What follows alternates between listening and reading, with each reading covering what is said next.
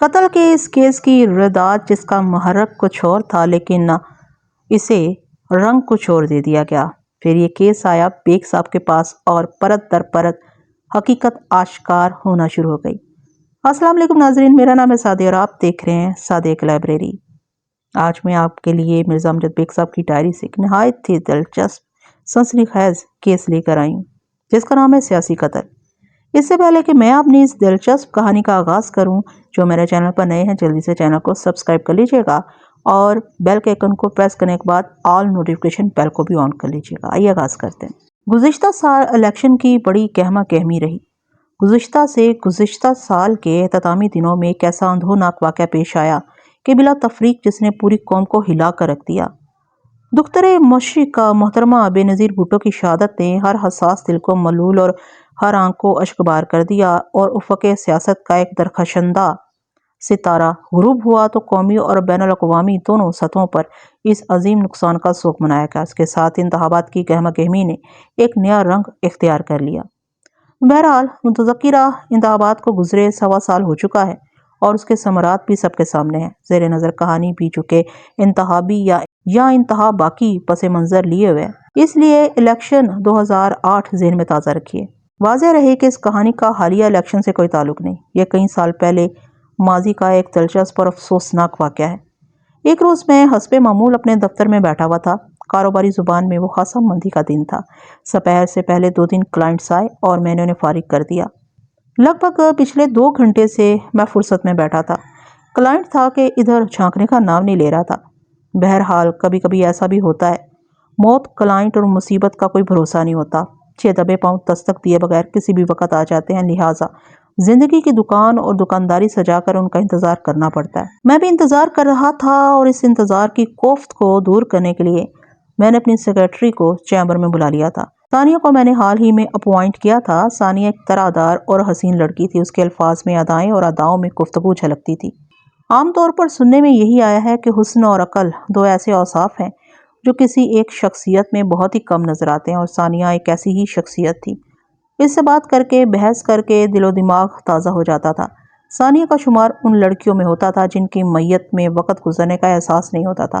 ہمارے درمیان سیاست اور انتخابات کے موضوع پر ایسی گفتگو شروع ہوئی کہ پتہ ہی نہیں چلا اور 2 گھنٹے بیت گئے۔ میں عموماً 8 ساڑھے 8 بجے دفتر سے اٹھ جاتا ہوں۔ اس وقت 7 بج رہے تھے۔ کلائنٹس کی بے مروتی کے پیش نظر میں نے فیصلہ کیا کہ دفتر کو تالا لگا کر گھر کا رخ کروں۔ میں نے اپنے اس ارادے کا ثانیہ کے ساتھ اظہار کیا تو اسے بھی اپنا خم خیال پایا۔ وہ اس کار خیر کے لیے مجھ سے پہلے پر کھولے بیٹھی تھی۔ میں نے کال بیل بجا کر آفس بوائے کو اپنے چیمبر میں بلا لیا۔ میں آفس سے اٹھنے سے پہلے اسے چند ہدایات دینا چاہتا تھا۔ میرے آفس میں اوپری کام کرنے والے شخص کا نام قدیر احمد تھا۔ قدیر کی عمر 40 کے قریب تھی۔ یہ آفس بوائے بھی بڑا دلچسپ اور عجیب ہوتا ہے۔ اس عہدے پر کام کرنے والا شخص ہمیشہ جوان بلکہ نوجوان رہتا ہے۔ اس کی عمر چاہے 50 کا ہندسہ عبور کر جائے، وہ آفس بوائے ہی کہلاتا ہے۔ اگلے لمحے قدیر احمد میرے چیمبر میں حاضر ہو گیا۔ میں نے اسے پوچھا، قدیر، لابی کی کیا صورتحال ہے؟ جناب، اونٹ کے منہ میں زیرے والی صورتحال ہے۔ وہ گہری سنجیدگی سے بولا۔ قدیر واجبی سا پڑھا لکھا تھا لیکن خاصا سمجھدار تھا۔ برمحل یا بے محل کا خیال کیے بغیر اسے محاورے وغیرہ استعمال کرنے کا بڑا شوق تھا، یا یہ سمجھیں کہ عمل اس کی عادت میں شامل ہو گیا تھا۔ وہ پچھلے 5 سال سے میرے دفتر میں کام کر رہا تھا۔ میں تو فوراً اس کے محاوروں کے مطالب تک رسائی حاصل کر لیتا تھا، لیکن جو بھی پہلی مرتبہ اس کا محاورہ سنتا چند لمحات کے لیے گھوم کر رہ جاتا تھا۔ میں سمجھ تو گیا کہ وہ کسی کلائنٹ کی آمد کی خبر دے رہا تھا، لیکن محض تفریح کی خاطر میں نے اسے پوچھ لیا، کیا کہہ رہے ہو بھائی؟ انتظار گاہ میں اونٹ اور گرم مسالے کا کیا کام؟ جناب، کسی جگہ پر الو بولنے سے تو اچھا ہے کہ اونٹ منہ میں گرم مسالہ ڈالے بیٹھا رہے۔ زیرے والے اونٹ کے بارے میں آپ کو بتانے ہی آ رہا تھا کہ آپ نے ایک گھنٹی بجا کر مجھے اپنے پاس بلا لیا۔ وہ وضاحت کرتے ہوئے بولا، ابھی ایک کلائنٹ آئی ہے، میں نے اسے لابی میں بٹھایا ہے۔ اگر تم نے اسے بٹھایا ہے تو تم ہی اٹھاؤ گے بھی، میں نے گہری سنجیدگی سے کہا۔ اونٹ کو بٹھانا اور اٹھانا خاصا ٹیکنیکل کام ہے۔ مطلب یہ کہ اس کلائنٹ بی بی کو فوراً میرے پاس بھیج دو۔ آپ کا حکم سر، آنکھوں پر سر، اس نے کہا اور الٹے قدموں چیمبر سے نکل گیا۔ یہ بندہ اردو محاوروں کے ساتھ بڑی زیادتی کرتا ہے بیگ صاحب، ثانیہ نے قدیر کے جانے کے بعد کہا۔ میں نے سرسری انداز میں جواب دیا، اگر اسے انگریزی آتی ہوتی تو یہ بلا تکلف انگلش محاورہ جات کا بھی یوں ہی خلیہ خراب کرتا۔ ویسے ایک بات ہے ثانیہ، قدیر دل کا بہت اچھا اور انتہائی سادہ مزاج ہے۔ آپ بالکل ٹھیک کہہ رہے ہیں، وہ تائیدی انداز میں بولی۔ مجھے یہاں آئے ہوئے زیادہ عرصہ نہیں ہوا، میں نے اسے ایسے ہی پایا جیسا آپ بیان کر رہے ہیں۔ اسی لمحے کمرے کے دروازے پر ہلکی سی دستک ہوئی۔ قدیر مذکورہ کلائنٹ کو لے کر آ گیا تھا۔ ثانیہ اٹھ کر کھڑی ہو گئی اور عام سے لہجے میں بولی، بیگ صاحب آپ بسم اللہ کریں، کافی دیر کے بعد کوئی کلائنٹ آیا ہے، میں اپنی سیٹ پر جا رہی ہوں۔ میرا دل تو یہی چاہ رہا تھا کہ وہ نہ جائے، لیکن میں یہ بھی اچھی طرح جانتا تھا کہ میرے پاس آنے والے مجھ سے تنہائی میں بات کرنا چاہتے ہیں۔ ہر شخص کے اپنے مسائل اور راز ہوتے ہیں جو وہ دوسروں کے سامنے ڈسکس کرنا پسند نہیں کرتا، اور یہ ہر کلائنٹ کا بنیادی حق بھی ہوتا ہے۔ لہٰذا میں نے ثانیہ کو اپنے چیمبر میں مزید روکنے کی کوشش نہیں کی۔ ادھر ثانیہ چیمبر سے باہر نکلی، ادھر میری کلائنٹ اندر داخل ہوئی۔ اس نے مجھے سلام کیا، میں نے اس کے سلام کا جواب دیا اور بیٹھنے کے لیے کہا۔ وہ شکریہ ادا کرنے کے بعد ایک کرسی کھینچ کر بیٹھ گئی۔ رسمی لیکسلا کے بعد میں نے سوالیہ نظروں سے اپنے سامنے بیٹھی خاتون کو دیکھا اور کہا، جی فرمائیے، میں آپ کی کیا خدمت کر سکتا ہوں؟ اس کی عمر 50 اور 60 کے درمیان نظر آتی تھی۔ بعد ازاں میرا اندازہ درست ثابت ہوا۔ وہ اس وقت اپنی عمر کی 55ویں سیڑھی پر کھڑی تھی۔ قد درمیانہ، جسم مائل بہ فربہی، رنگت صاف، چہرے پر کئی کئی جھائیوں کے مخصوص نشانات جو خواتین میں عموماً خون کی کمی کے باعث نمودار ہو جاتے ہیں۔ شکل و صورت کی اچھی اور نقص سے درست، مجموعی طور پر وہ ایک سلجھی ہوئی اور سوبر خاتون نظر آتی تھی۔ میرا نام سائرہ بانو ہے، وہ اپنا تعارف کراتے ہوئے بولی۔ مجھے داؤد صاحب نے آپ کے پاس بھیجا ہے۔ کون سے داؤد صاحب؟ میں نے استفسار کیا۔ کون سے کے الفاظ میں نے کچھ ایسے انداز میں ادا کیے تھے کہ میرے ریکارڈ میں ایک سے زیادہ داؤد نامی افراد ہو اور مجھے یہ سمجھنے میں دقت محسوس ہو رہی ہو کہ وہ کون سے داؤد صاحب کا ذکر کر رہی تھی۔ ویسے سچی بات تو یہ ہے کہ مجھے بالکل یاد نہیں آ سکا کہ وہ کس داؤد کا ذکر خیر ہو رہا تھا۔ سائرہ بانو نے میرے سوال کے جواب میں بتایا، میں ان داؤد صاحب کا ذکر کر رہی ہوں جو محمود آباد نمبر 1 میں رہتے ہیں، اور محمود آباد نمبر 4 میں ان کا ایک چھوٹا سا کارخانہ ہے جہاں پیکنگ کے لیے استعمال ہونے والے کاٹن تیار کیے جاتے ہیں۔ داؤد صاحب نے مجھے یقین دلایا ہے کہ اگر آپ نے میرا کیس پکڑ لیا تو میرا بیٹا باعزت بری ہو جائے گا۔ داؤد صاحب نے آپ کی بہت تعریف کی ہے۔ چند سال پہلے آپ نے بڑی کامیابی سے ان کا ایک کیس لڑا تھا۔ ایک شخص نے ان کے فلیٹ پر قبضہ کر لیا تھا اور آپ کے توسط سے ان کا فلیٹ آزاد ہو سکا تھا۔ یہ واقعہ تو آپ کو اچھی طرح یاد ہوگا۔ باوجود کوشش کیے بھی مجھے کچھ یاد نہ آ سکا، تاہم اس کے جذبات کا احترام کرتے ہوئے میں نے کہا، اچھا آپ ان داؤد صاحب کی بات کر رہی ہیں۔ سائرہ بانو بتائیں، آپ کے بیٹے کو کیا ہوا ہے؟ میرے بیٹے گوشی کو پولیس نے گرفتار کر لیا ہے، اس نے بتایا۔ میں نے رف پیڈ اور قلم سنبھال لیا، پھر پوچھا، گوشی کی گرفتاری کا کیا سبب بتایا گیا؟ گوشی کا اصل نام نصیر ہے جی، وہ وضاحت کرتے ہوئے بولی۔ پولیس نے گوشی کو قتل کے الزام میں گرفتار کیا ہے۔ گوشی پر کس کو قتل کرنے کا الزام ہے؟ مقتول کا نام ستار احمد ہے، اس نے جواب دیا۔ ستار محمود آباد گیٹ پر رہتا تھا۔ کیا مقتول اور آپ کے بیٹے کے درمیان کوئی دشمنی وغیرہ تھی؟ کوئی ایسی دشمنی تو نہیں تھی وکیل صاحب، کہ گوشی اس کے خون میں ہاتھ رنگ بیٹھتا، سائرہ بانو نے بتایا۔ البتہ کچھ عرصہ پہلے دونوں میں لڑائی جھگڑا ہوا تھا۔ دراصل یہ جھگڑا گوشی کے بڑے بھائی آفتاب اور ستار کے دوستوں کے مابین ہوا تھا، لیکن وجہ تنازع بہرحال گوشی ہی رہا تھا۔ لیکن وکیل صاحب، میں نے اپنے دونوں بیٹوں کی پرورش بڑے خیال اور بڑی احتیاط سے کی ہے، مجھے ان پر پورا بھروسہ ہے۔ چھوٹی موٹی گڑبڑ کے لیے تو میں کچھ کہہ نہیں سکتی، لیکن اس بات کا مجھے پکا یقین ہے کہ گوشی قاتل نہیں ہو سکتا۔ ایک سوچی سمجھی سازش کے تحت گوشی کو اس معاملے میں ملوث کیا گیا، اور میں چاہتی ہوں کہ آپ میرے بیٹے کو بے قصور ثابت کر کے اس جھمیلے سے نکال لیں۔ اسی مقصد کے لیے میں آپ کی خدمت میں حاضر ہوئی ہوں۔ میں نے اس کی بات پوری توجہ سے سنی اور سوچ میں پڑ گیا۔ عموماً والدین کی نظر میں، خصوصاً ماں کی نگاہ میں، اس کی اولاد بڑی اچھی ہوتی ہے، وہ کسی بھی نوعیت کی مجرمانہ سرگرمیوں میں ملوث نہیں ہو سکتی، اور یہی اولاد کبھی پولیس کی گرفت میں آ جاتی ہے تو والدین کے نزدیک انہیں کسی گہری سازش کے تحت جھوٹے مقدمے میں الجھایا یا پھنسایا گیا ہوتا ہے۔ یہ میں نے والدین کے ایک عمومی رویے کا ذکر کیا ہے، اسے فارمولہ بنا کر 100% والدین پر لاگو نہیں کیا جا سکتا۔ بعض والدین ایسے بھی دیکھنے میں آئے ہیں جو اپنی اولاد کی اچھائیوں اور برائیوں سے بھی بخوبی آگاہ ہوتے ہیں۔ اولاد کے عیب و ہنر ان کی نگاہ میں ایسے ہی یہاں ہوتے ہیں جیسے دونوں ہاتھوں کی 10 انگلیاں۔ ازاں بات سائرہ بانو بھی ایک ایسی ہی ماں ثابت ہوئی۔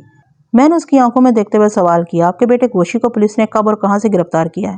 گوشی کی گرفتاری 1 اور 2 مئی کی درمیانی رات تقریباً 12:30 بجے عمل میں آئی تھی، سائرہ بانو نے جواب دیا۔ پولیس نے آدھی رات کو اسے گھر سے گرفتار کیا تھا۔ 1 مئی، میں نے زیر لب بڑبڑاتے ہوئے ٹیبل کیلنڈر پر نگاہ ڈالی۔ اس روز مئی کی 12 تاریخ تھی۔ میں نے قدرے تشویشناک انداز میں کہا، یعنی گوشی کی گرفتاری کو کم سے کم 10 دن گزر چکے ہیں۔ اس کا مطلب ہے پولیس نے اگلے روز یعنی گرفتاری کی اگلی صبح گوشی کو عدالت میں پیش کر کے اس کا جسمانی ریمانڈ لے لیا ہوگا، اور عین ممکن ہے کہ ریمانڈ کی مقررہ مدت قریب الختم ہو۔ قریب الختم نہیں وکیل صاحب، سائرہ بانو نے تصحیح کرتے ہوئے بتایا۔ ریمانڈ کی مدت پوری ہونے کے بعد پولیس نے گوشی کو ایک باری چالان کے ساتھ عدالت میں پیش کیا تھا، اور اب وہ جوڈیشل ریمانڈ پر جیل میں ہے۔ اوہو، میں نے تاسفانہ انداز میں کہا، کیا آپ نے ابھی تک اپنے بیٹے کے لیے کسی وکیل کا بندوبست نہیں کیا؟ آپ تو خاصی سمجھدار اور بردبار خاتون نظر آتی ہیں، پھر اتنی بڑی غلطی کیوں؟ میں نے گوشی کی برریت کے لیے اس کا کیس ایک وکیل کے سپرد کیا تھا۔ وکیل صاحب، سچی بات تو یہ ہے کہ عدالتی بکھیڑوں سے پہلی مرتبہ میرا واسطہ پڑا، لہٰذا نا تجربہ کاری کے باعث وکیل کے انتہا میں مجھ سے غلطی ہو گئی۔ وہ ندامت امیز لہجے میں بولی۔ پہلی پیشی پر مجھے اندازہ ہو گیا کہ وہ وکیل بڑا پھسپھسا اور کام چلاؤ قسم کا تھا۔ کسی قتل کے ملزم کا مقدمہ لڑنا اس کے بس کا روک نہیں تھا، لہٰذا میں نے پہلی فرصت میں اسے فارغ کر دیا۔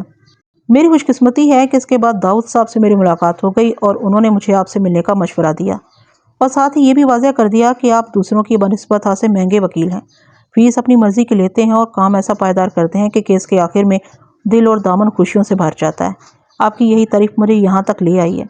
پیسے کم زیادہ خرچ ہونے کی بات نہیں، اولاد سے زیادہ قیمتی شے اور کوئی نہیں ہو سکتی۔ میں کوئی مالدار عورت تو نہیں ہوں، لیکن آپ اپنی فیس کے حوالے سے فکر مند نہ ہوئیے گا، میں آپ سے کوئی رعایت نہیں کراؤں گی۔ آپ بس جی جان سے گوشی کی رہائی کے لیے تیار ہو جائیں۔ میں نے کہا، میں تو جو بھی کیس لیتا ہوں اس پر جی جان سے ہی محنت کرتا ہوں۔ پہلے تو آپ مجھے اس بارے میں پوری تفصیل سے آگاہ کریں، جب تک میری تسلی نہیں ہو جاتی میں حتمی طور پر کچھ نہیں کہہ سکتا۔ آپ کس قسم کی تسلی چاہتے ہیں وکیل صاحب؟ وہ سوالیہ نظروں سے مجھے دیکھتے ہوئے بولی۔ میں نے ابتدائی معلومات تو آپ کو فراہم کر دی ہیں، اور کچھ پوچھنا چاہیں تو پوچھیں۔ میں نے پوچھا، آپ نے تھوڑی دیر پہلے بتایا ہے کہ آپ کے بیٹے اور مقتول کے درمیان دشمنی وغیرہ نہیں پائی جاتی تھی، لیکن کچھ عرصہ پہلے ان میں کوئی جھگڑا ہوا تھا۔ بعض اوقات ماضی کا کوئی چھوٹا سا واقعہ حال میں بہت بڑا طوفان بن کر سامنے آ جاتا ہے، اس لیے آپ مجھے ان کے درمیان ہونے والے جھگڑے کے بارے میں کھل کر بتائیں۔ آئندہ آدھے گھنٹے میں سائرہ بانو نے مجھے تمام تر تفصیلات سے آگاہ کر دیا۔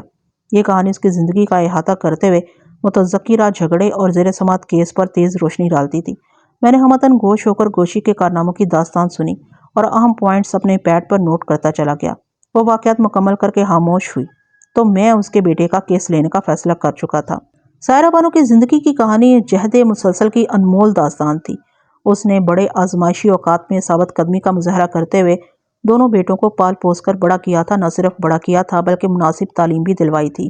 آگے بڑھنے سے پہلے میں یہ تمام تر حالات آپ کی خدمت میں پیش کرتا ہوں تاکہ آپ بھی سائرہ بانو کے عزم اور استقلال سے آگاہ ہو جائیں۔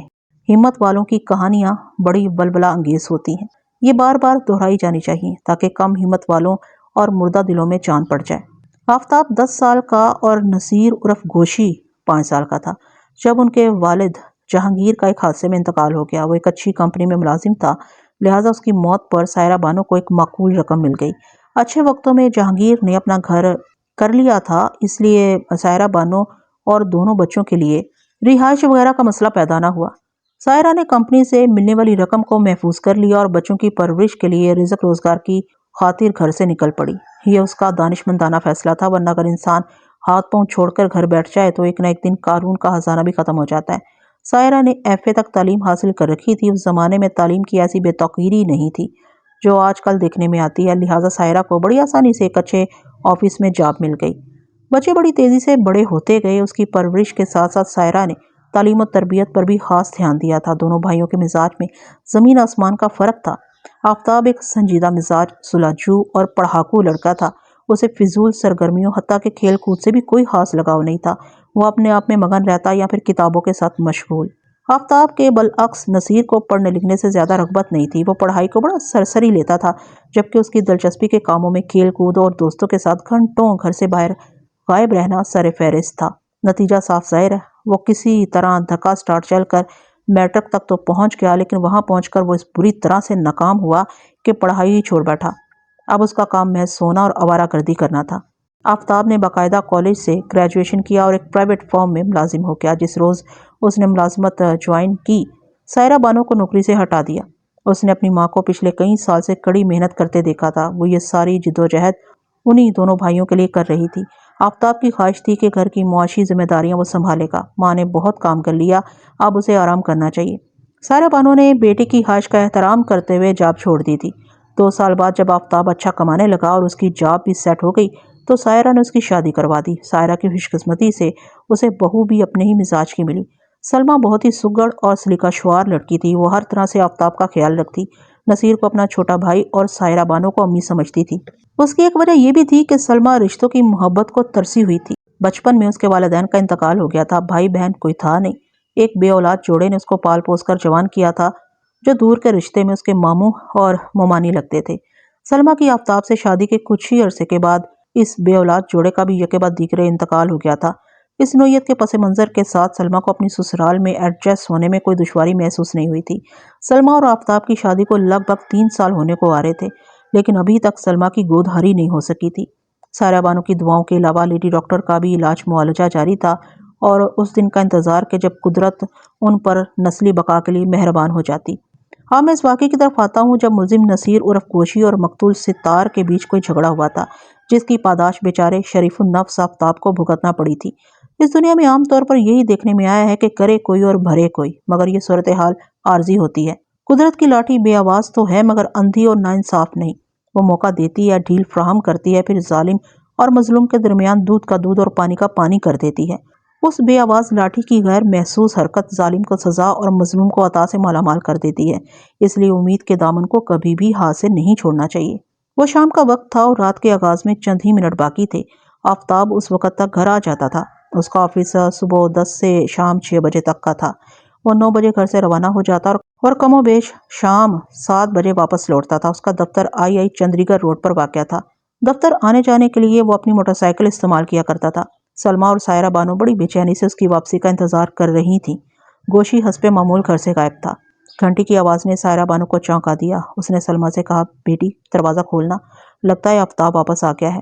عام طور پر سائرہ بانو اپنے بیٹے کے لیے خود ہی دروازہ کھلا کرتی تھی، لیکن اس روز دوپہر کے بعد سے اسے بخار آ گیا تھا، جبھی اس نے بہو سے دروازہ کھولنے کو کہا تھا۔ سائرہ اپنے بیڈ پر لیٹی آرام کر رہی تھی۔ تھوڑی ہی دیر بعد سلمیٰ اپنی ساس کے پاس پہنچی۔ وہ خاصی گھبرائی ہوئی تھی۔ سائرہ نے فوراً اس کی کیفیت کو بھانپ لیا اور تشویشناک لہجے میں دریافت کیا، کیا ہوا بیٹی، تم اتنی بوکھلائی ہوئی کیوں ہو؟ آفتاب تو خیریت سے واپس آ گیا ہے نا؟ خیریت نہیں ہے امی، سلمیٰ روحانسی ہوگی۔ سائرہ بانو ایک جھٹکے سے اٹھ کر بیٹھ گئی اور پوچھا، کچھ بتاؤ تو صحیح، آخر ہوا کیا ہے؟ امی آفتاب کا جھگڑا ہو گیا ہے، سلمیٰ نے بھرائی ہوئی آواز میں بتایا۔ آفتاب کا جھگڑا؟ سائرہ بانو نے بے یقینی سے دہرایا۔ یہ اطلاع اگر گوشی کے حوالے سے آئی ہوتی تو سائرہ کو یقین کرنے میں کوئی تردد محسوس نہ ہوتا، لیکن آفتاب، وہ اس سے آگے کچھ نہ سوچ سکی۔ سلمیٰ بتا رہی تھی، محلے کا ایک لڑکا آیا تھا یہ بتانے، ادھر ہی مارکیٹ کے قریب جو چھوٹا سا پارک ہے نا، جس کے اندر ایک مسجد بھی بنی ہوئی ہے، اسی پارک کے گیٹ کے سامنے 2-3 اوباش لڑکوں نے آفتاب کو بری طرح پیٹا ہے۔ وہ اپنی موٹر سائیکل کے ساتھ زمین پر گرے پڑے ہیں اور بولتے بولتے اس کی آواز رند گئی۔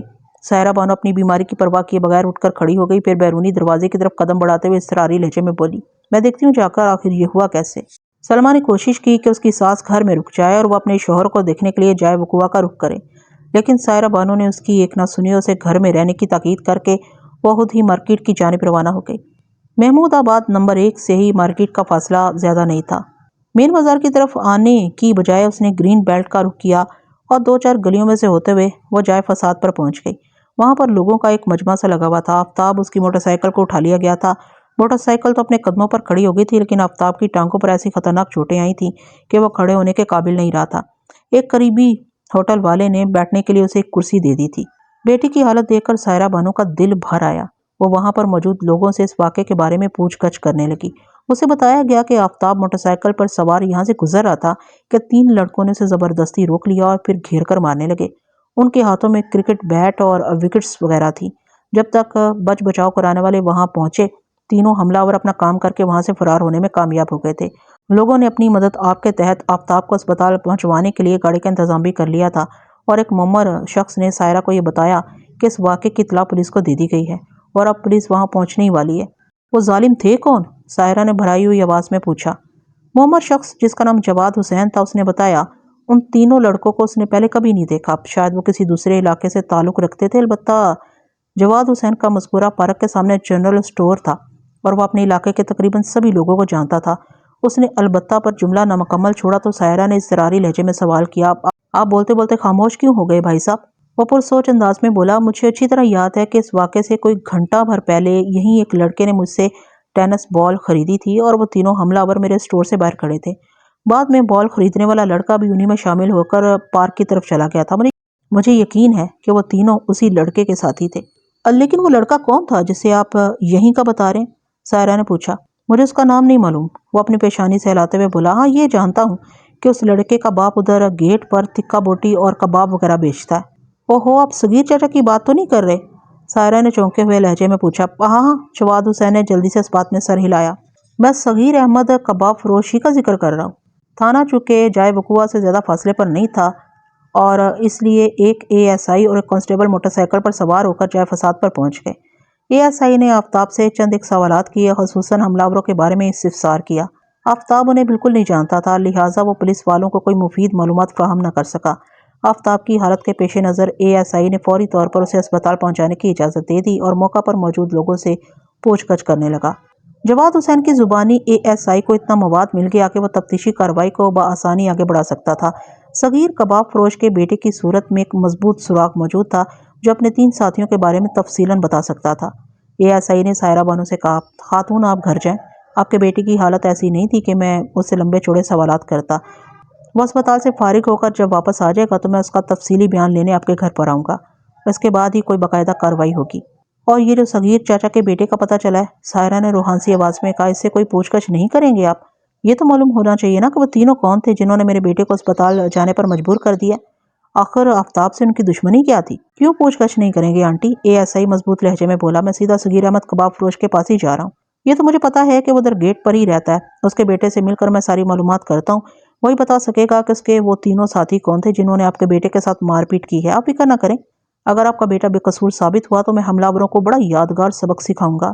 میرے آفتاب نے تو آج تک کسی کو اف تک نہیں کہی، سائرہ بانو نے گلوگیر لہجے میں کہا۔ لڑائی جھگڑا اور دنگا فساد تو بہت دور کی بات ہے، میں نے کہا ہے نا، آپ مطمئن ہو کر اپنے گھر چلی جائیں۔ ASI سرفراز شاہ نے تسلی آمیز لہجے میں کہا، آپ کے بیٹے کے ساتھ میں ناانصافی نہیں ہونے دوں گا۔ ASI کی تشفی کے بعد سائرہ بانو بظاہر مطمئن ہو گئی، لیکن اس کے دل میں بڑی کھلبلی مچی ہوئی تھی۔ وہ گھر پہنچی، سلمہ کو مختصر الفاظ میں صورتحال سے آگاہ کیا اور کہا، سلمہ تم گھر ہی میں رہنا، میں اسپتال جا رہی ہوں آفتاب کو دیکھنے۔ یہ گوشی پتہ نہیں ہر وقت کہاں مرا رہتا ہے، اگر اس وقت وہ یہاں موجود ہوتا تو بہت کام آتا۔ سلمہ نے کہا، گوشی کو تو شاید اس واقعے کا علم ہی نہ ہو، اور امی سن لیں، میں آپ کو اکیلے اسپتال نہیں جانے دوں گی، آپ کی طبیعت پہلے ہی ٹھیک نہیں۔ میری طبیعت کو کچھ نہیں ہوا ہے سلمہ، سائرہ نے فیصلہ کن لہجے میں کہا، معمولی سا بخار ہی تو ہے، ابھی واپس آ جاؤں گی، بس رکشہ میں آنا جانا ہے۔ کچھ بھی امی، میں ابھی آپ کے ساتھ ہی جاؤں گی، سلمہ نے ضدی لہجے میں کہا۔ رکشے میں آنا جانا ہے تو کوئی مسئلہ تو نہیں نہ پیدا ہوگا؟ بہو کی ضد کے سامنے سائرہ مجبور ہوگی۔ گلی کے 2 لڑکے بھی ایک موٹر سائیکل پر سوار ہو کر اس کے ساتھ اسپتال کی جانب روانہ ہو گئے۔ یہ دونوں لڑکے امتیاز اور کاشف آفتاب کے اچھے دوست تھے۔ آفتاب کی موٹر سائیکل کو ایک لڑکے نے سائرہ بانو کے ساتھ ہی گھر پہنچا دیا تھا۔ گھر سے نکلنے سے قبل سائرہ نے بیرونی دروازے کو لاک کر دیا تھا۔ قصہ مختصر، آفتاب رات 11 بجے اپنے گھر میں موجود تھا، اور اس طرح موجود تھا کہ اس کی بائیں ٹانگ پر پلاسٹر چڑھا ہوا تھا، پنڈلی کے مقام سے ہڈی میں فریکچر آ گیا تھا۔ اس کے علاوہ اس کا دایاں کندھا بھی بری طرح زخمی تھا، جہاں مناسب مرہم پٹی کر دی گئی تھی۔ چہرے پر بھی 1-2 زخموں کے نشان نظر آ رہے تھے۔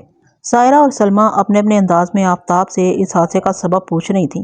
وہ بیچارہ کچھ جانتا ہوتا تو بتاتا بھی۔ نکاہت بھرے لہجے میں اس نے کہا، امی مجھے تو کچھ سمجھ میں نہیں آیا کہ ہوا کیا تھا، وہ تینوں میرے لیے بالکل اجنبی تھے، وہ پارک کے گیٹ کے پاس کھڑے تھے، ان میں سے ایک نے ہاتھ کے اشارے سے مجھے رکنے کو کہا، میں سمجھا کہ وہ کوئی راستہ وغیرہ پوچھنا چاہتا ہے، میں نے اپنی موٹر سائیکل روک دی اور اسی وقت ان تینوں نے مجھ پر بیٹ اور وکٹس کی بارش شروع کر دی۔ میں نے خود کو بچانے اور سنبھالنے کی بہت کوشش کی، لیکن پلک جھپکتے میں انہوں نے مجھے توڑ کر رکھ دیا۔ سائرہ بانو نے ٹھہرے ہوئے لہجے میں پوچھا، آفتاب تم صغیر چاچا کو جانتے ہو نا، ادھر گیٹ پر جن کی تکہ بوٹی اور کباب وغیرہ کی دکان ہے؟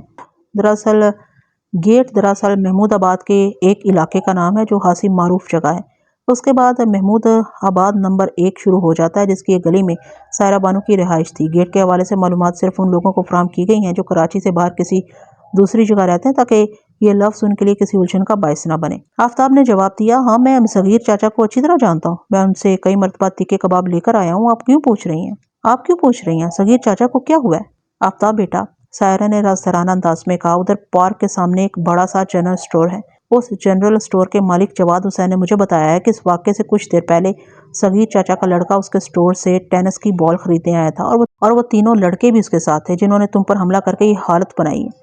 میں اس لیے پوچھ رہی ہوں کہ کہیں صغیر احمد کے بیٹے سے تو تمہارا کوئی جھگڑا نہیں ہوا ہے نا؟ صغیر چاچا کا تو صرف ایک ہی بیٹا ہے، ستار، آفتاب نے سوچ میں ڈوبے ہوئے لہجے میں کہا، لیکن اس کی مجھ سے کوئی دشمنی نہیں۔ ہاں کے بعد چونکنے والے انداز میں متوقف ہوا تو سائرہ نے جلدی سے پوچھا، تم بولتے بولتے اچانک رک کیوں گئے؟ گوشی کہاں ہے امی؟ آفتاب نے جواب دینے کی بجائے الٹا سوال کر دیا۔ گوشی کا اس معاملے سے کیا تعلق ہے آفتاب؟ آپ پہلے بتائیں امی، وہ گھر آ گیا کیا؟ نہیں، سائرہ نے نفی میں گردن ہلائی، اس وقت تک آ جایا کرتا ہے، پتہ نہیں آج کہاں رہ گیا۔ مگر تم صغیر احمد کے ذکر کو فراموش کر کے گوشی کے پیچھے کیوں پڑ گئے؟ آفتاب کے مبہم رویے نے سائرہ بانو اور سلمہ کو ذہنی طور پر بری طرح الجھا دیا تھا۔ سلمہ نے پوچھا، آپ بتاتے کیوں نہیں ہیں کیا آپ صغیر چاچا کے بیٹے کا اپنے گوشی سے کوئی تعلق ہے؟ بڑا گہرا اور خطرناک تعلق ہے، آفتاب نے ایک ایک لفظ پر زور دیتے ہوئے کہا۔ آفتاب تم مجھے ڈرائے جا رہے ہو؟ سائرہ بانو نے اضطراری لہجے میں کہا۔ بتا بھی دو کہ آخر یہ کیا معاملہ ہے؟ اس سے پہلے کہ آفتاب اپنی والدہ کے استفسار کا جواب دیتا، بیرونی دروازے کی گھنٹی باج اٹھی۔ سائرہ نے بے سختہ کہا، لگتا ہے گوشی آ گیا۔ میں دیکھتی ہوں امی، یہ کہتے ہوئے سلمیٰ اٹھ کر بیرونی دروازے کی سمت بڑھ گئی۔ تھوڑی دیر کے بعد وہ واپس آ گئی اور گھبرائے ہوئے لہجے میں بتایا، باہر پولیس آئی ہے۔ ہو، سائرہ بانو نے ایک گہری سانس خارج کی۔ یہ ایسا ہی سرفراز شاہ آیا ہوگا آفتاب کا بیان قلم بند کرنے۔ ٹھہرو، میں اسے لے کر آتی ہوں۔ سلمیٰ تم دوسرے کمرے میں چلی جاؤ۔ جائے وقوع سے رخصت ہوتے وقت ASI نے اپنے نام کے ساتھ مکمل تعارف کرا دیا تھا اور سائرہ بانو کو بتایا تھا کہ وہ رات کو کسی وقت اس کے گھر آئے گا۔ سائرہ بانو سرفراز شاہ کو اپنے ساتھ لے کر اسی کمرے میں آ گئی جہاں زخموں سے چور آفتاب ایک بیڈ پر لیٹا ہوا تھا۔ بیڈ کے قریب ہی ایک کرسی رکھ دی گئی۔ ASI مذکورہ کرسی پر بیٹھ کر آفتاب سے حال احوال لینے لگا تو سائرہ بانو بہو کے پاس آ گئی۔ سلمیٰ سے اس نے چائے بنانے کو کہا اور دوبارہ اسی کمرے میں پہنچ گئی جہاں سے گئی تھی۔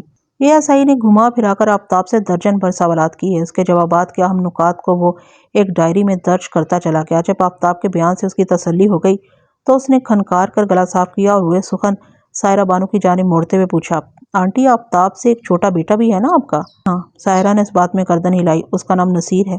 نصیر یا گوشی؟ ASI کے استفسار نے سائرہ بانو کو چونکا دیا۔ وہ وضاحت کرتے ہوئے بولی، اس کا درست نام تو نصیر ہی ہے، مگر بچپن میں وہ بڑا گول مٹول ہوا کرتا تھا، اسی لیے اس کا نام گوشی پڑ گیا، جو اب تک چلا آ رہا ہے۔ لیکن آپ گوشی کے بارے میں کیوں پوچھ رہے ہیں؟ سب خیریت تو ہے نا؟ ASI کی آمد سے قبل آفتاب نے بھی گوشی ہی کا ذکر چھیڑا تھا، لیکن اس کی بات بیچ ہی میں رہ گئی تھی اور اب یہ اسسٹنٹ سب انسپکٹر بھی گوشی کے بارے میں پوچھ رہا تھا۔ ASI نے جواباً کہا، ابھی تک تو خیریت ہی ہے آنٹی، مگر آگے کے بارے میں پیشگی کچھ کہا نہیں جا سکتا۔ آپ یہ بتائیں، نصیر عرف گوشی گھر میں موجود ہے؟ میں اسے 2 باتیں کرنا چاہتا ہوں۔ آپ کو تو پتہ ہی ہے جوان لڑکے آج کل آدھی آدھی رات تک گھر سے باہر رہتے ہیں۔ سائرہ بانو نے معتدل لہجے میں کہا، گوشی عموماً اس وقت تک آ جایا کرتا ہے، مگر آج کچھ زیادہ ہی لیٹ ہو گیا۔ کیا گوشی جانتا ہے کہ اس کے بڑے بھائی کو کون سا حادثہ پیش آ گیا؟ سائرہ بانو نے نفی میں گردن ہلائی۔ وہ سپہر کے وقت گھر سے نکلا تھا اور ابھی تک اس کی واپسی نہیں ہوئی، جبکہ آفتاب سے مار پیٹ والا واقعہ مغرب سے تھوڑی دیر پہلے پیش آیا تھا۔ آنٹی، ASI نے گہری سنجیدگی سے کہا، آپ کے بڑے بیٹے کے ساتھ جو کچھ بھی پیش آیا اس کا سبب نصیر عرف گوشی ہی ہے۔ وہ کیسے؟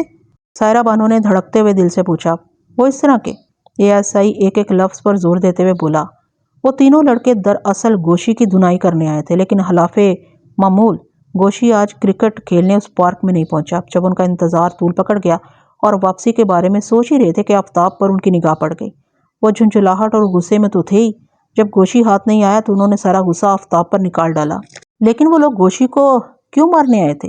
ASI کے خاموش ہونے پر سائرہ نے اضطراری لہجے میں دریافت کیا۔ ASI نے گہری سنجیدگی سے بتایا، جنرل اسٹور والے شخص جواد حسین نے صغیر احمد کے بیٹے کی نشاندہی کی تھی۔ اس لڑکے کا نام ستار ہے۔ ہم اسے پکڑ کر تھانے لے گئے تھے۔ اس سے پوچھ گچھ کی گئی تو اس نے ایک عجیب کہانی سنائی ہے۔ ستار کا گوشی سے کوئی تنازع ہے۔ وہ خود پس پردہ رہ کر اپنے دوست رفیق کے ذریعے گوشی کی ٹھکائی کرنا چاہتا تھا۔ رفیق اعظم بستی میں رہتا ہے۔ رفیق اس مارکے کے لیے اپنے 2 اور دوستوں کو بھی لے آیا۔ یہ دوست فدا حسین اور نوازش علی ہیں، جو ادھر کورنگی 2.5 نمبر پر رہتے ہیں۔ گوشی کی خوش قسمتی کہ وہ خلاف معمول پارک میں کھیلنے نہیں آیا۔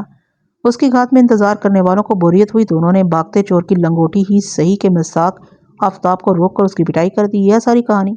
لیکن ایک بات میری سمجھ میں نہیں آئی شاہ صاحب، سائرہ بانو نے ASI کے خاموش ہونے پر متذبذب انداز میں کہا، ستار اور گوشی کے درمیان ایسی کیا چپکلش تھی کہ ان ظالموں نے میرے سیدھے سادے بیٹے کو روئی کے مانند دھنک ڈالا؟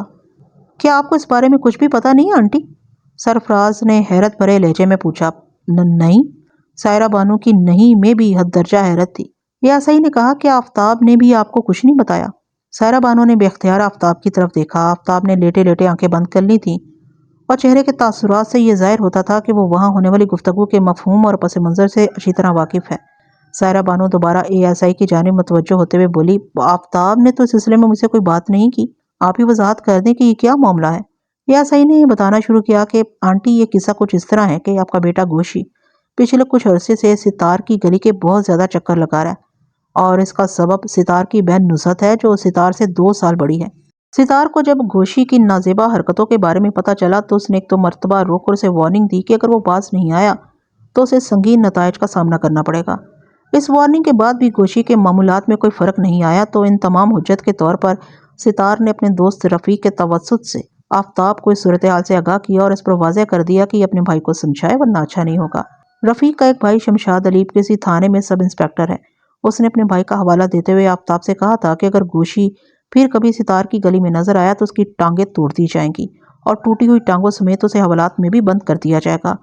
یہ ایسا ہی تھوڑی دیر کے لیے متوقف ہوا، پھر ایک گہری سانس خارج کرتے ہوئے بولا، پتہ نہیں آفتاب نے گوشی کو سمجھایا یا نہیں، لیکن دیکھنے میں یہ آیا ہے کہ آپ کا چھوٹا بیٹا اپنی روش سے 1 انچ ادھر ادھر نہیں ہٹا۔ اس صورتحال نے ستار کو پاگل کر دیا۔ اس نے رفیق سے بات کی۔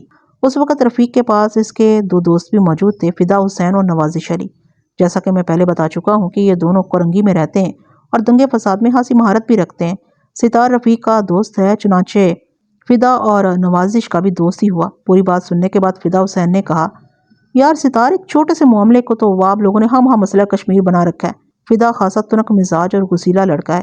اس قسم کے کیسوں میں سمجھانا بجھانا اور شرافت کی زبان استعمال کرنا کام نہیں آتا، کمانڈو ایکشن ضروری ہوتا ہے۔ کیا مطلب؟ ستار نے چونک کر اس کی طرف دیکھا۔ نوازش علی نے وضاحت کرتے ہوئے کہا، کمانڈو ایکشن کا صاف صاف مطلب ہے دماغ کا علاج۔ اس لڑکے کو ایک ٹھیک ٹھاک واٹ لگا دیتے ہیں اور اس مرمت کے دوران ہی اس پر یہ واضح بھی کر دیتے ہیں کہ یہ ٹریلر ہے۔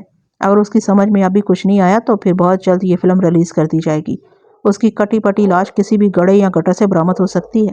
ستار اگرچہ اپنے دل میں گوشی کے لیے بے پناہ نفرت پالے بیٹھا تھا، لیکن اس ہنگامی کارروائی کے تصور نے اسے تھوڑا پریشان کر دیا۔ اس نے تشویش بھرے لہجے میں کہا، اگر اس کمینے کی زیادہ ٹوٹ پوٹ ہو گئی اور پولیس کیس بن گیا تو کیا ہوگا؟ یار، تم پولیس والے کے بھائی کے دوست ہو اور کیس وغیرہ سے بھی ڈرتے ہو۔ فدا حسین نے کہا لگاتے ہوئے کہا، رفیق کا بھائی شمشاد علی کب کام آئے گا؟ باہمی مشاورت سے یہ طے پایا کہ آج سپہر میں گوشی کو ایک خطرناک فلم کا ٹریلر دکھائی دیا جائے۔ رفیق نے ان سے کہا کہ اس کارروائی میں فدا اور نوازش حصہ لیں گے، جبکہ وہ بھی موقع پر موجود رہے مگر لا تعلق سا۔ ستار نے انہیں بتایا تھا کہ گوشی روزانہ اس پارک میں کرکٹ کھیلنے آتا ہے۔ انہوں نے بیٹ اور وکٹس اٹھائے اور سپہر میں اس پارک میں پہنچ گئے، لیکن گوشی کی خوش قسمتی اور آفتاب کی بدقسمتی کے یہ واقعہ پیش آیا۔ اگر آج گوشی کھیلنے کے لیے پارک میں آ جاتا تو یہ خاطر تواضع اس کے حصے میں آتی۔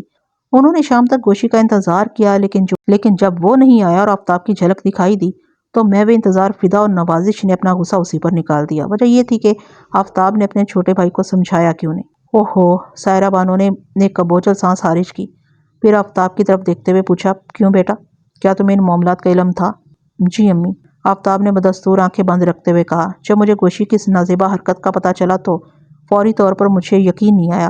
ادھر صغیر چاچا کی گلی میں میرا ایک دوست رہتا ہے، میں نے تصدیق کے لیے اسے پوچھا، اس نے بتایا کہ واقعی گوشی اس گلی میں اکثر پایا جاتا ہے اور ایسے واقعات بھی سننے میں آئے ہیں کہ یہ لڑکا ستار کی بہن نصرت کے پیچھے ہاتھ دھو کر پڑا ہوا ہے۔ میرے دوست نے مجھے یہ مشورہ دیا کہ میں گوشی کو سمجھاؤں ورنہ کوئی بھی حادثہ پیش آ سکتا ہے، کیونکہ ستار کا اٹھنا بیٹھنا اچھے لڑکوں میں نہیں۔ میں نے کوئی 15 دن پہلے ایک مناسب سا موقع دیکھتے ہوئے گوشی سے بات کی تھی۔ پہلے تو وہ صاف مکر گیا کہ ایسی کوئی بات نہیں، ستار اس پر خواہ الزام لگا رہا ہے، لیکن جب میں نے اسے بتایا کہ میرے ایک دوست نے بھی اس کی حرکتوں کی تصدیق کی ہے تو اس نے اپنے جرم کا اقبال کرتے ہوئے مجھ سے درخواست کی کہ میں امی کو آپ کو اس معاملے کی ہوا نہ لگنے دوں، اور اس کے ساتھ ہی مجھ سے یہ وعدہ بھی کیا کہ آئندہ کبھی صغیر چاچا کی گلی میں قدم نہیں رکھے گا۔ لیکن آج والے واقعے سے ظاہر ہوتا ہے کہ میری نصیحت کا اس پر کوئی اثر نہیں ہوا تھا۔ آفتاب خاموش ہوا تو سائرہ بانو نے چنچلاہٹ آمیز لہجے میں کہا، آفتاب، اتنا کچھ ہوتا رہا اور تم نے مجھے بتایا تک نہیں۔ امی، اس نے اتنی سنجیدگی سے وعدہ کیا تھا کہ میں یہی سمجھا وہ سدھر جائے گا۔ آفتاب نے مایوسی بھرے لہجے میں کہا، لیکن افسوس کہ ASI نے ان کی گفتگو میں شامل ہوتے ہوئے سائرہ سے مخاطب ہوتے ہوئے کہا، آنٹی، ہم نے اسی وقت ستار کو تھانے بلا لیا تھا۔ بعد ازاں اعظم بستی سے رفیق کو بھی طلب کر لیا گیا۔ یہ ساری کہانی انہی کی زبانی پتہ چلی ہے۔ تھوڑی دیر پہلے رفیق کا سب انسپیکٹر بھائی شمشاد بھی تھانے چکر لگا کر گیا ہے۔ ساری صورتحال اب آپ کے سامنے ہے، بتائیں کیا کرنا ہے؟ جب اپنی مرغی ہی گندا انڈا دے رہی ہو تو کسی کو کیا الزام دیا جا سکتا ہے؟ سائرہ نے شکست خوردہ لہجے میں کہا، کوشش جو کچھ کر رہا ہے وہ انتہائی بےہودہ اور نامناسب ہے۔ میں آپ سے وعدہ کرتی ہوں کہ اسے ایسا سمجھا دوں گی کہ آئندہ نصرت اور اس کے گھر والوں کو کوئی شکایت پیدا نہیں ہوگی، لیکن بے قصور آفتاب کے ساتھ جو زیادتی ہوئی ہے اس کے بدلے میں ان لفنگوں کو کوئی سزا تو ملنا چاہیے نا۔ یہ کچھ مشکل نہیں ہے، ہم آپ کی شکایت اور آفتاب کی حالت کے پیش نظر بآسانی ایسا کر سکتے ہیں، لیکن اس سے آپ کی مشکلات میں بے پناہ اضافہ ہو جائے گا۔ وہ کیسے؟ سائرہ بانو نے چونکے ہوئے لہجے میں پوچھا۔ وہ ایسے کہ ASI سرفراز شاہ نے گہری سنجیدگی سے کہا، اس وقت تو دوسری پارٹی صلح صفائی اور راضی نامے کی بات کر رہی ہے۔ نصرت کے باپ اور بھائی کا کہنا ہے کہ اگر کسی قانونی کارروائی کا خیال دل سے نکال دیں اور آئندہ کے لیے گوشی کو اچھی طرح سمجھاتے تو وہ بھی کوئی جوابی اقدام نہیں کریں گے، یہ معاملہ یہیں رفع دفع ہو جائے گا، ورنہ وہ کون سا جوابی اقدام اٹھائیں گے؟ سائرہ پوچھے بغیر نہ رہ سکی۔ ASI نے ٹھوس اور واضح الفاظ میں کہا، آنٹی اگر آپ مار پیٹ والے اس واقعے کو اچھال کر حملہ آوروں کو کوئی چھوٹی موٹی سزا دلوانا چاہیں گی تو جواباً نصرت کا باپ آپ کے بیٹے گوشی کے خلاف تھانے میں رپورٹ درج کروا دے گا، جس میں سنگین الزامات کی بھرمار ہوگی اور محلے کے چند معتبر افراد کے نام گواہوں کے طور پر شامل کیے جائیں گے، جس کے بعد ظاہر ہے کہ پولیس کو آپ کے بیٹے گوشی کے خلاف بھی کارروائی کرنا ہوگی اور یہ ممکن ہے گوشی کچھ عرصے کے لیے جیل میں چلا جائے۔ آنٹی آپ کو تو پتہ ہے ہماری جیلوں میں کیا کچھ ہوتا ہے، کسی معمولی جرم میں مختصر سی سزا پا کر وہاں جانے والا جب واپس آتا ہے تو وہ ایک خطرناک مجرم کا روپ دھار چکا ہوتا ہے۔ سائرہ بانو ایسی باتیں سن کر دہل گئی۔ وہ اپنے بیٹے کے مستقبل کے حوالے سے کسی ایسے جھگڑے پھڈے میں کودنے کی متحمل نہیں ہو سکتی تھی جو آگے چل کر اس کی فیملی کی زندگیوں میں زہر بھر دے، لہٰذا راضی نامے اور رفع دفع پر اتفاق رائے ہو گیا۔ ASI کو سائرہ کے گھر سے رخصت ہوئے 5 منٹ بھی نہیں گزرے ہوں گے کہ گوشی آ گیا۔ یوں محسوس ہوتا تھا وہ باہر کہیں کھڑا اس بات کا انتظار کر رہا تھا کہ ادھر ASI گھر سے باہر قدم نکالے، ادھر وہ اندر داخل ہو۔ اس رات سائرہ بانو، سلمیٰ اور آفتاب نے اپنے اپنے انداز میں گوشی کی جس طرح کلاس لی، اس کی تفصیل میں جانے کی ضرورت نہیں، ہر فیملی والا ان معاملات کو بخوبی سمجھ سکتا ہے۔ ایک اچھی بات یہ ہوئی کہ اس سیشن کے نتیجے میں گوشی نے کان پکڑ کر اور ناک سے 10 لکیریں نکالنے کے بعد صدق دل سے یہ وعدہ کیا کہ آج کے بعد وہ کوئی بھی ایسا کام نہیں کرے گا جس پر اس کی فیملی کے کسی بھی فرد کو شرمندگی اور ندامت کا سامنا کرنا پڑے۔ پھر گوشی نے اپنے وعدے پر عمل بھی کر دکھایا۔ آنے والے چند ماہ میں کوئی ناخوشگوار واقعہ پیش نہ آیا۔ اس دوران میں آفتاب کی ٹانگ کا پلاسٹر بھی کٹ گیا اور اس نے باقاعدہ آفس جانا بھی شروع کر دیا۔ پھر الیکشن کی گہما گہمی شروع ہو گئی۔ ستار اس مہم میں ایک سیاسی پارٹی کے لیے خاصا سرگرم تھا۔ پولنگ میں ابھی کئی دن باقی تھے۔ ایک رات ستار کو قتل کر دیا گیا۔ واقعات اور شواہد کی ڈور پکڑ کر پولیس سائرہ بانو کے گھر پہنچی اور گوشی کو ستار کے قتل کے الزام میں گرفتار کر کے اپنے ساتھ لے گئی اور اب وہ جوڈیشل ریمانڈ پر جیل میں تھا۔ میں نے آئندہ پیشی سے پہلے جیل جا کر نصیر عرف گوشی سے ایک بھرپور ملاقات کر لی۔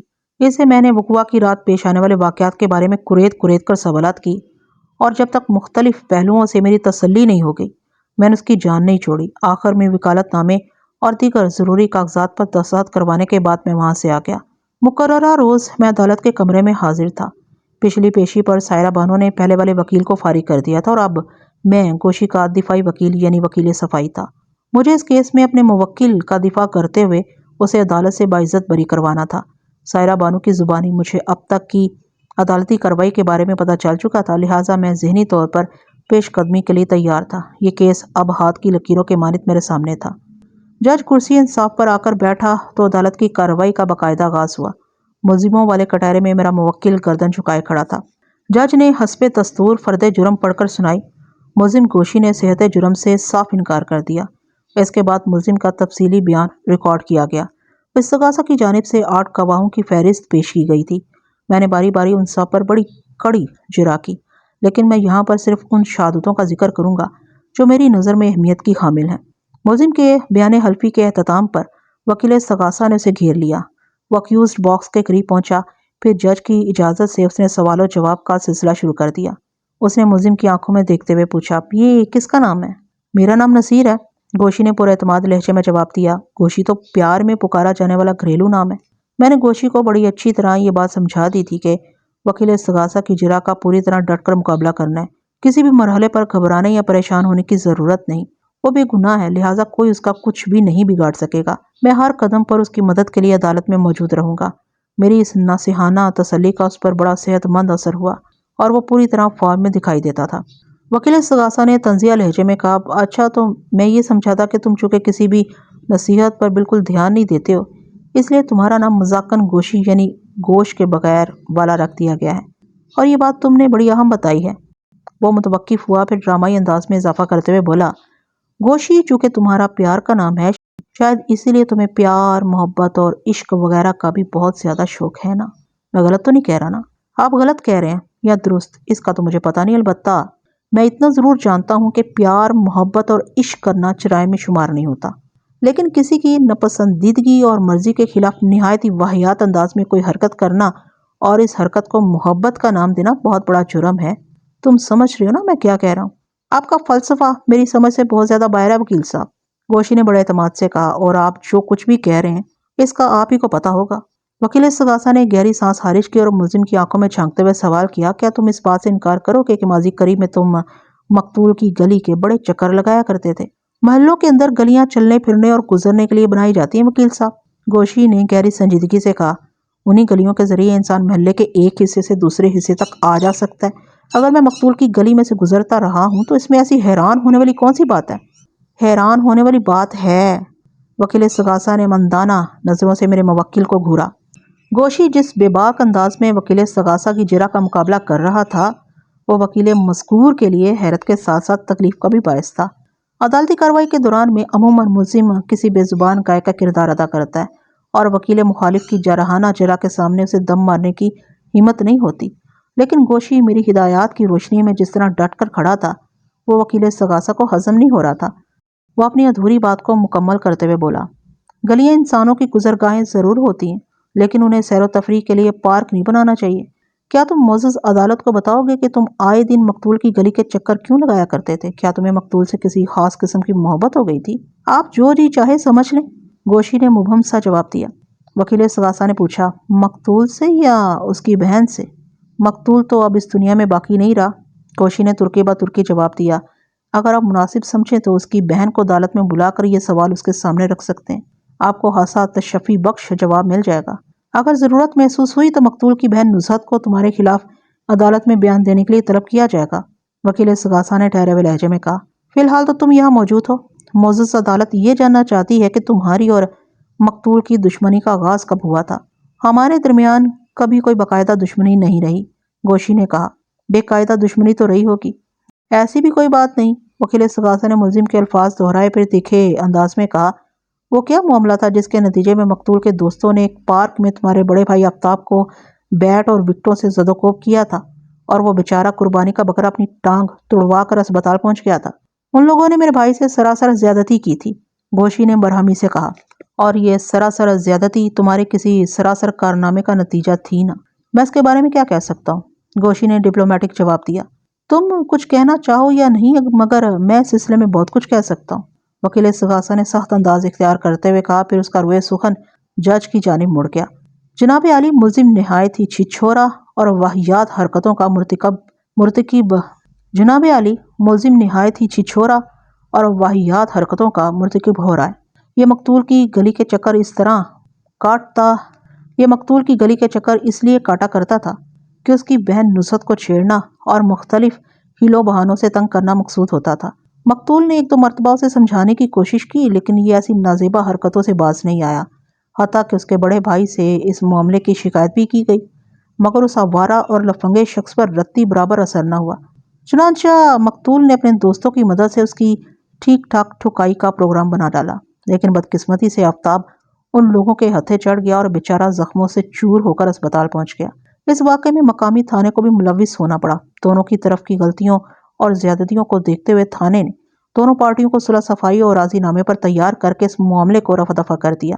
मुतल्लिका थाने के रिकॉर्ड से इस अमर की तस्दीक की जा सकती है। तस्दीक हो गई, मैंने ठहरे हुए लहजे में कहा। फिर इस वाक़े का ज़ेर समात केस से क्या ताल्लुक है? ताल्लुक है, और बड़ा गहरा ताल्लुक है, वकील इस्तगासा ने जोशीले लहजे में कहा। मैंने पूछा कि आप इस ताल्लुक के बारे में जानते हैं मेरे फाजिल दोस्त? उसने मंदाना नजरों से मुझे घूरा और बोला, हाँ मैं जानता हूँ। वेरी गुड, मैंने सराहने वाले अंदाज में कहा। कि आप इस सिलसिले में मेरे इल्म में इजाफा फरमाएंगे, और मेरा ख्याल है मोअज़्ज़ज़ अदालत भी इस राज को ज़रूर जानना चाहेगी। जज ने वकील इस्तगासा को मुखातिब करते हुए कहा, वकील साहब, अगर आप ऐसी किसी अहम हकीकत से वाकिफ़ हैं तो उसे अदालत के रिकॉर्ड पर लाया जाए। वकील इस्तगासा ने एक नज़र हाज़रीन अदालत को देखा, गहरी सांस खारिज की और बड़े ड्रामाई अंदाज में बताने लगा, योर ऑनर, मुलजिम एक कीना परवर और मुंतकम मिजाज शख्स है। उसके भाई को बुरी तरह ज़दोकोब किया गया था और पुलिस ने नुसरत के हवाले से खुद उसे भी बड़ा सलील किया था। ये इस वाक़े को भूला नहीं, हालांकि इस मामले में गलती सरासर इसी की थी, लेकिन ये इंतकामी अंदाज में सोचने लगा। बड़ी खामोशी के साथ इसने मनसूबाबंदी शुरू कर दी कि किसी तरह मकतूल को सबक सिखाया जाए, जिसकी वजह से उसे हजमियत उठाना पड़ी और इसके बड़े भाई से भी मारपीट की गई, और फिर कई महीनों के बाद उसे अपने मकसद को पूरा करने के लिए एक मौका मिल गया। वकील इस्तगासा अपनी सांस दुरुस्त करने के लिए मुतवक्किफ हुआ, तो मैंने चुपते हुए लहजे में फौरन सवाल दाग दिया, मेरे फाजिल दोस्त, क्या सिलसिले में मेरे मुवक्किल ने आपको अपना राजदार बनाया था, या फिर इस इंतकामी राज की खबर आपको कहीं और से मिली है? نہ رازدار بنایا نہ ہی کسی اور شخص نے مجھے مطلع کیا ہے۔ وہ بڑی ڈھٹائی سے بولا، یہ ملزم کے نفسیاتی تجزیے کا عکس ہے۔ میں اس کی انتقامی سوچ کو اجاگر کرنے کی کوشش کر رہا ہوں۔ خاصی غیر مناسب سی کوشش ہے، میں نے زہریلے لہجے میں کہا۔ پھر پوچھا، میرے فاضل دوست، آپ نے ملزم کے نفسیاتی تجزیے کے عکس کی بات کی ہے، کیا آپ معزز عدالت کو بتانا پسند فرمائیں گے کہ آپ ماہر نفسیات بھی ہیں؟ ایسی کوئی بات نہیں، وہ گڑبڑا کر بولا۔ میں نے اسی طنزیہ تسلسل میں کہا، تو پھر اس سلسلے میں آپ نے باقاعدہ کسی ماہر نفسیات سے رجوع کیا ہوگا؟ کیا مذکورہ ماہر نفسیات کی جاری کردہ رپورٹ عدالت میں پیش کر سکتے ہیں؟ آپ تو ماہر نفسیات کے پیچھے ہاتھ دھو کر پڑ گئے ہیں وکیل صاحب، وہ چڑھ کر بولا۔ میں نے بغیر چڑے کہا، اور آپ بھی تو میرے موکل کو موت کے کنویں میں دھکیلنے کے لیے ہاتھ پاؤں اور منہ دھوئے بغیر سرپٹ بھاگ رہے ہیں اور بگ ٹوٹ دوڑ رہے ہیں۔ اگر آپ کو جواب دینے میں کوئی تامل تھا تو علم نفسیات کو بیچ میں لانے کی ضرورت ہی کیا تھی؟ میں نے تو ملزم کی سوچ کی عکاسی کرنے کے لیے اس کا ایک نفسیاتی پہلو بیان کرنے کی کوشش کی تھی۔ اگر آپ کو یہ ذکر پسند نہیں آیا تو میں کیا کر سکتا ہوں؟ جس شے کے بارے میں مکمل معلومات نہ ہو اسے چھیڑنا ٹھیک نہیں ہوتا وکیل صاحب، میں نے سنسناتے ہوئے لہجے میں کہا۔ پھر جج کی سمت دیکھتے ہوئے اضافہ کیا، آپ جناب عالی، وکیل استغاثہ نے میرے موکل کی نفسیات کے بارے میں ابھی معزز عدالت کے سامنے جو مشگافیاں کی ہیں ان کا نہ تو کوئی سر پاؤں ہے اور نہ ہی منہ متھا۔ یہ بات وہ خود بھی تسلیم کر رہے ہیں کہ بس یہ سب ایسے ہی انہوں نے کہہ دیا ہے، لہٰذا ان کے کہے کو راہ راست نہ جانا جائے، یہ محض ٹائم پاس تھا۔ ایسی باتوں کو اس ریفرنس کے ساتھ عدالت کے ریکارڈ پر لانے کی ضرورت ہے کہ بعض اوقات استغاثہ کی جانب سے معزز عدالت کا قیمتی وقت کتنی بے دردی اور بے ہنگم انداز میں برباد کیا جاتا ہے۔ میں نے عدالتی کارروائی کی ابتدا ہی کچھ اس انداز سے کی کہ وکیل استغاثہ کو آڑے ہاتھوں لیا تھا۔ وہ پریشان ہو کر بغلے جھانکنے لگا، لیکن میں اسے اتنی آسانی سے چھوڑنے والا نہیں تھا۔ جج کی جانب سے ایک مرتبہ پھر میں نے اپنا رخ وکیل استغاثہ کی طرف موڑا اور کھنکار کر گلا صاف کرتے ہوئے کہا، وکیل صاحب، تھوڑی دیر پہلے آپ نے میرے موکل کے خیالات اور سوچ کی فرضی اور اوٹ پٹانگ ترجمانی کرتے ہوئے بتایا کہ ملزم کسی موقع کی تلاش میں تھا اور پھر وقوع کی رات اسے اپنا مقصد پورا کرنے کا موقع مل گیا۔ کیا یہاں پر مقصد پورا کرنے سے آپ کی مراد مقتول ستار کا قتل ہے؟ میرا اشارہ اسی جانب تھا۔ اس بات میں سر ہلاتے ہوئے بولا، ہاں ہاں۔ میں نے گہری سانس خارج کی اور پوچھا، کیا ملزم نے قتل کی یہ واردات آپ کی نظروں کے سامنے کی تھی؟ میں نے تو ایسا کچھ نہیں کہا، وہ بری طرح اچھلا۔ آپ نے جتنے وثوق سے مقصد پورا کرنے کی بات کی ہے اسے تو یہی تاثر ابھرتا ہے کہ یہ ہولناک واقعہ آپ کی آنکھوں کے سامنے پیش آیا تھا۔ میں نے نمک پاشی کرتے ہوئے کہا، اس حوالے سے آپ معزز عدالت کو کچھ بتانا پسند کریں گے؟ میں نے واقعاتی شواہد اور استغاثہ کے گواہوں کے بیانات کی روشنی میں یہ بات کی تھی، وہ وضاحت کرتے ہوئے بولا۔ یہ اہم واقعاتی شواہد آپ کب عدالت میں پیش کریں گے؟ جب انہیں پیش کرنے کا مناسب موقع آئے گا، وہ بیزاری سے بولا۔ اوکے، میں نے بے پرواہی سے کندھے اچکا دیے۔ وکیل استغاثہ نے ملزم پر جرح سے اپنی کارروائی کا آغاز کیا تھا، لیکن میں نے بیچ میں اسے ایسے اچک لیا کہ وہ میرے موکل کو بھول کر اپنی جان چھڑانے کی کوشش میں لگ گیا۔ میں نے چند اہم پوائنٹس عدالت کے علم میں لانے کے بعد اس کی جان چھوڑ دی۔ اس کے بعد استغاثہ کی جانب سے مقتول کے باپ صغیر چاچا کباب فروش کو گواہی کے لیے وٹنس باکس تک لایا گیا۔ جب اس کے بیان حلفی کو ریکارڈ کرنے کی باری آئی تو وہ بے حد جذباتی ہو گیا۔ صغیر کی عمر 50 سے متجاوز تھی۔ وہ عام سی صورت کا مالک ایک پستہ قامت شخص تھا۔ سر کے بال سفید ہو چکے تھے، جن کی سفیدی کو چھپانے کے لیے وہ بالوں میں مہندی لگاتا تھا۔ بیٹے کی موت نے اسے توڑ کر رکھ دیا تھا۔ مجھے پتا چلا کہ صغیر احمد کی صرف 2 ہی اولادیں تھیں، نزہت اور ستار۔ ستار کے قتل کے بعد تو صرف نزہت ہی رہ گئی تھی۔ وہ ایسا ابدیدہ ہوا کہ اس کا بیان ریکارڈ کرنا ممکن نہ ہو سکا۔ جج نے وکیل استغاثہ سے کہا، آپ کے گواہ کو آرام کی ضرورت ہے، آپ اسے اگلی پیشی کے لیے رکھ لیں، فی الحال کوئی دوسرا گواہ بھگتا لیں۔ وکیل استغاثہ نے کہا، جناب عالی، آج کوئی دوسرا گواہ میسر نہیں ہے، آپ آئندہ پیشی کی تاریخ دے دیں۔ میں نے دیوار گر کلاک کی طرف دیکھا۔ عدالت کا مقررہ وقت ختم ہونے میں ابھی آدھا گھنٹہ باقی تھا۔ اس سے پہلے کہ جج کچھ بولتا میں نے جلدی سے کہا، جناب عالی، عدالت کے مقررہ وقت کا کچھ حصہ بھی باقی ہے۔ اگر معزز عدالت کی اجازت ہو تو میں چند ایک سوالات اس کیس کے انکوائری آفیسر سے کرنا چاہتا ہوں۔ میری اس بے ضرر اور ننھی سی خواہش کو پورا کرنے پر عدالت کو کوئی اعتراض نہیں ہو سکتا تھا، لہٰذا جج نے مجھے اس کام کی اجازت دے دی۔ کسی بھی زیر سماعت کیس کا تفتیشی آفیسر عدالتی کارروائی کے دوران میں ہر پیشی پر عدالت کے کمرے میں موجود ہوتا ہے۔ میرا مطلوبہ شخص اگلے ہی لمحے وٹنس باکس میں آ کھڑا ہو گیا۔ اس کیس کے آئیو کا نام تھا موسیٰ خان۔ وہ عہدے کے اعتبار سے ایک سب انسپکٹر تھا۔ جسم مائل بفربہی، درمیانہ قد اور آنکھوں پر نظر کا چشمہ۔ اس کی عمر 40 کے قریب معلوم ہوتی تھی۔ اس عمر میں اتنا موٹا نظر کا چشمہ حیرت کی بات تھی۔ یا تو اس نے اپنی آنکھوں کا بڑی بے دردی سے استعمال کیا تھا اور یا یہ پھر کسی بیماری کے ثمرات تھے۔ میں نے انکوائری آفیسر کو مخاطب کرتے ہوئے دوستانہ لہجے میں کہا، خان صاحب، آپ ہی کے تھانے کے ایک ASI سرفراز شاہ صاحب پہلے بھی اس کیس کے پس منظر کے حوالے سے ملزم کے گھر انکوائری کے لیے آ چکے ہیں۔ اگر اب انہی شاہ صاحب کو یہ فریضہ سونپ دیا جاتا تو پولیس کا کام قدرے آسان نہ ہو جاتا۔ بات تو آپ کی 16 نے ٹھیک ہے وکیل صاحب، وہ اس بات میں گردن ہلاتے ہوئے بولا، لیکن شاہ جی آج کل کراچی میں ہے نہیں، وہ لمبی چھٹی پر اپنے گاؤں واقعہ ہری پورہ ہزارہ گئے ہوئے ہیں، ان کی شادی ہونے والی ہے، بلکہ چند روز پہلے یہ شادی ہو بھی چکی ہے۔ پھر تو مجبوری ہے، میں نے سرسری لہجے میں کہا۔ پھر پوچھا، خان صاحب اب ہم زیر سماعت کیس کی طرف آتے ہیں، کیا آپ معزز عدالت کے روبرو یہ بتانا پسند کریں گے کہ اس واقعے کی اطلاع آپ کو کب اور کس نے دی تھی؟ اس نے گہری سانس خارج کی اور جواب دیا، اس واقعے کی اطلاع دو طرف سے ہوئی تھی، یعنی پہلے کوئی لگ بھگ 10:30 بجے اشفاق حسین نامی ایک شخص نے تھانے فون کر کے بتایا کہ ابھی اس نے اپنے گھر کے قریب فائرنگ کی آواز سنی ہے۔ فون ریسیو کرنے والے نے جب اس سے پوچھا کہ وہ کون ہے اور کہاں رہتا ہے تو اس نے گرین بیلٹ کے علاقے کا نام لیا اور کہا کہ اس کا گھر نالے سے قریب ہی ہے اور فائرنگ کی مذکورہ آواز اسی جانب سے آئی ہے۔ انکوائری آفیسر نے تھوڑا توقف کیا اور پھر بات آگے بڑھاتے ہوئے بولا، ہم نے اطلاع دینے والے کی بات پر زیادہ توجہ نہیں دی، مگر کچھ ہی دیر کے بعد صغیر احمد کباب فروش تھانے پہنچا۔ وہ بہت گھبرایا ہوا اور پریشان دکھائی دیتا تھا۔ اس نے ہمیں بتایا کہ اس کے بیٹے کو ملزم گوشی نے قتل کر دیا ہے۔ اسے پوچھا گیا کہ یہ واقعہ کب اور کہاں پیش آیا تو اس کا جواب تھا، تھوڑی دیر پہلے قتل کی یہ واردات گرین بیلٹ کے علاقے میں نالے کے قریب پیش آئی ہے۔ صغیر احمد کے بیان سے اس بات کی تصدیق ہوئی تھی کہ تھوڑی دیر پہلے اشفاق حسین نامی شخص نے فائرنگ کی جو آواز سنی تھی وہ اسی واردات کے حوالے سے تھی۔ میں نے کانسٹیبل کو ساتھ دیا اور صغیر احمد کباب فروش کے ساتھ جائے وقوع کی جانب روانہ ہو گیا۔ یہ ہے ساری کہانی جناب۔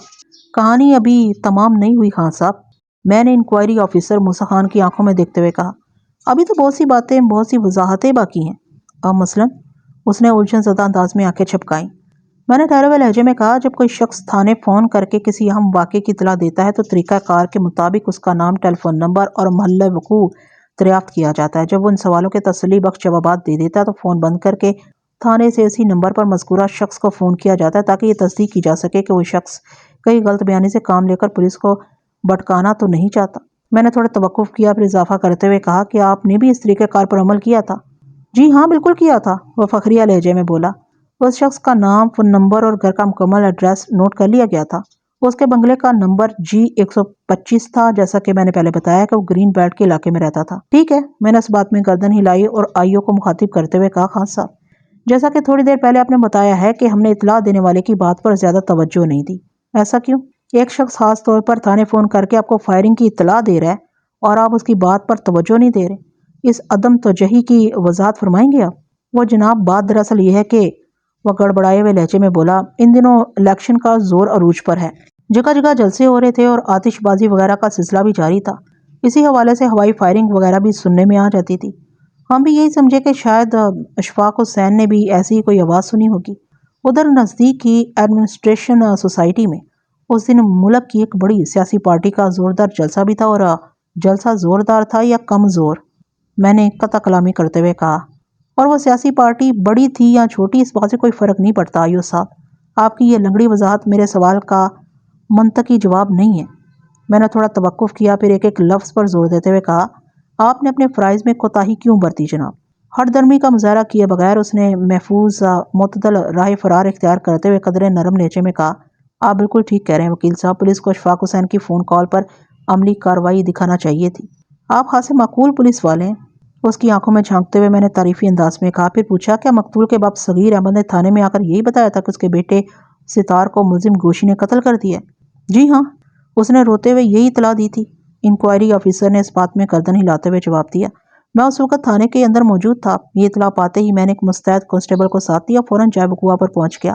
آپ کو کچھ اندازہ ہے کہ مقتول کا باپ صغیر چاچا یہ اطلاع لے کر کتنے بجے تھانے پہنچا تھا؟ میں نے گہری سنجیدگی سے پوچھا۔ اس وقت رات کے 11 بجے تھے، اس نے جواب دیا۔ ابتدائی پوچھ تاچھ میں آپ نے اس سے سوال تو کیا ہوگا کہ اسے اس واقعے کے بارے میں کیسے علم ہوا؟ میں نے معتدل لہجے میں پوچھا۔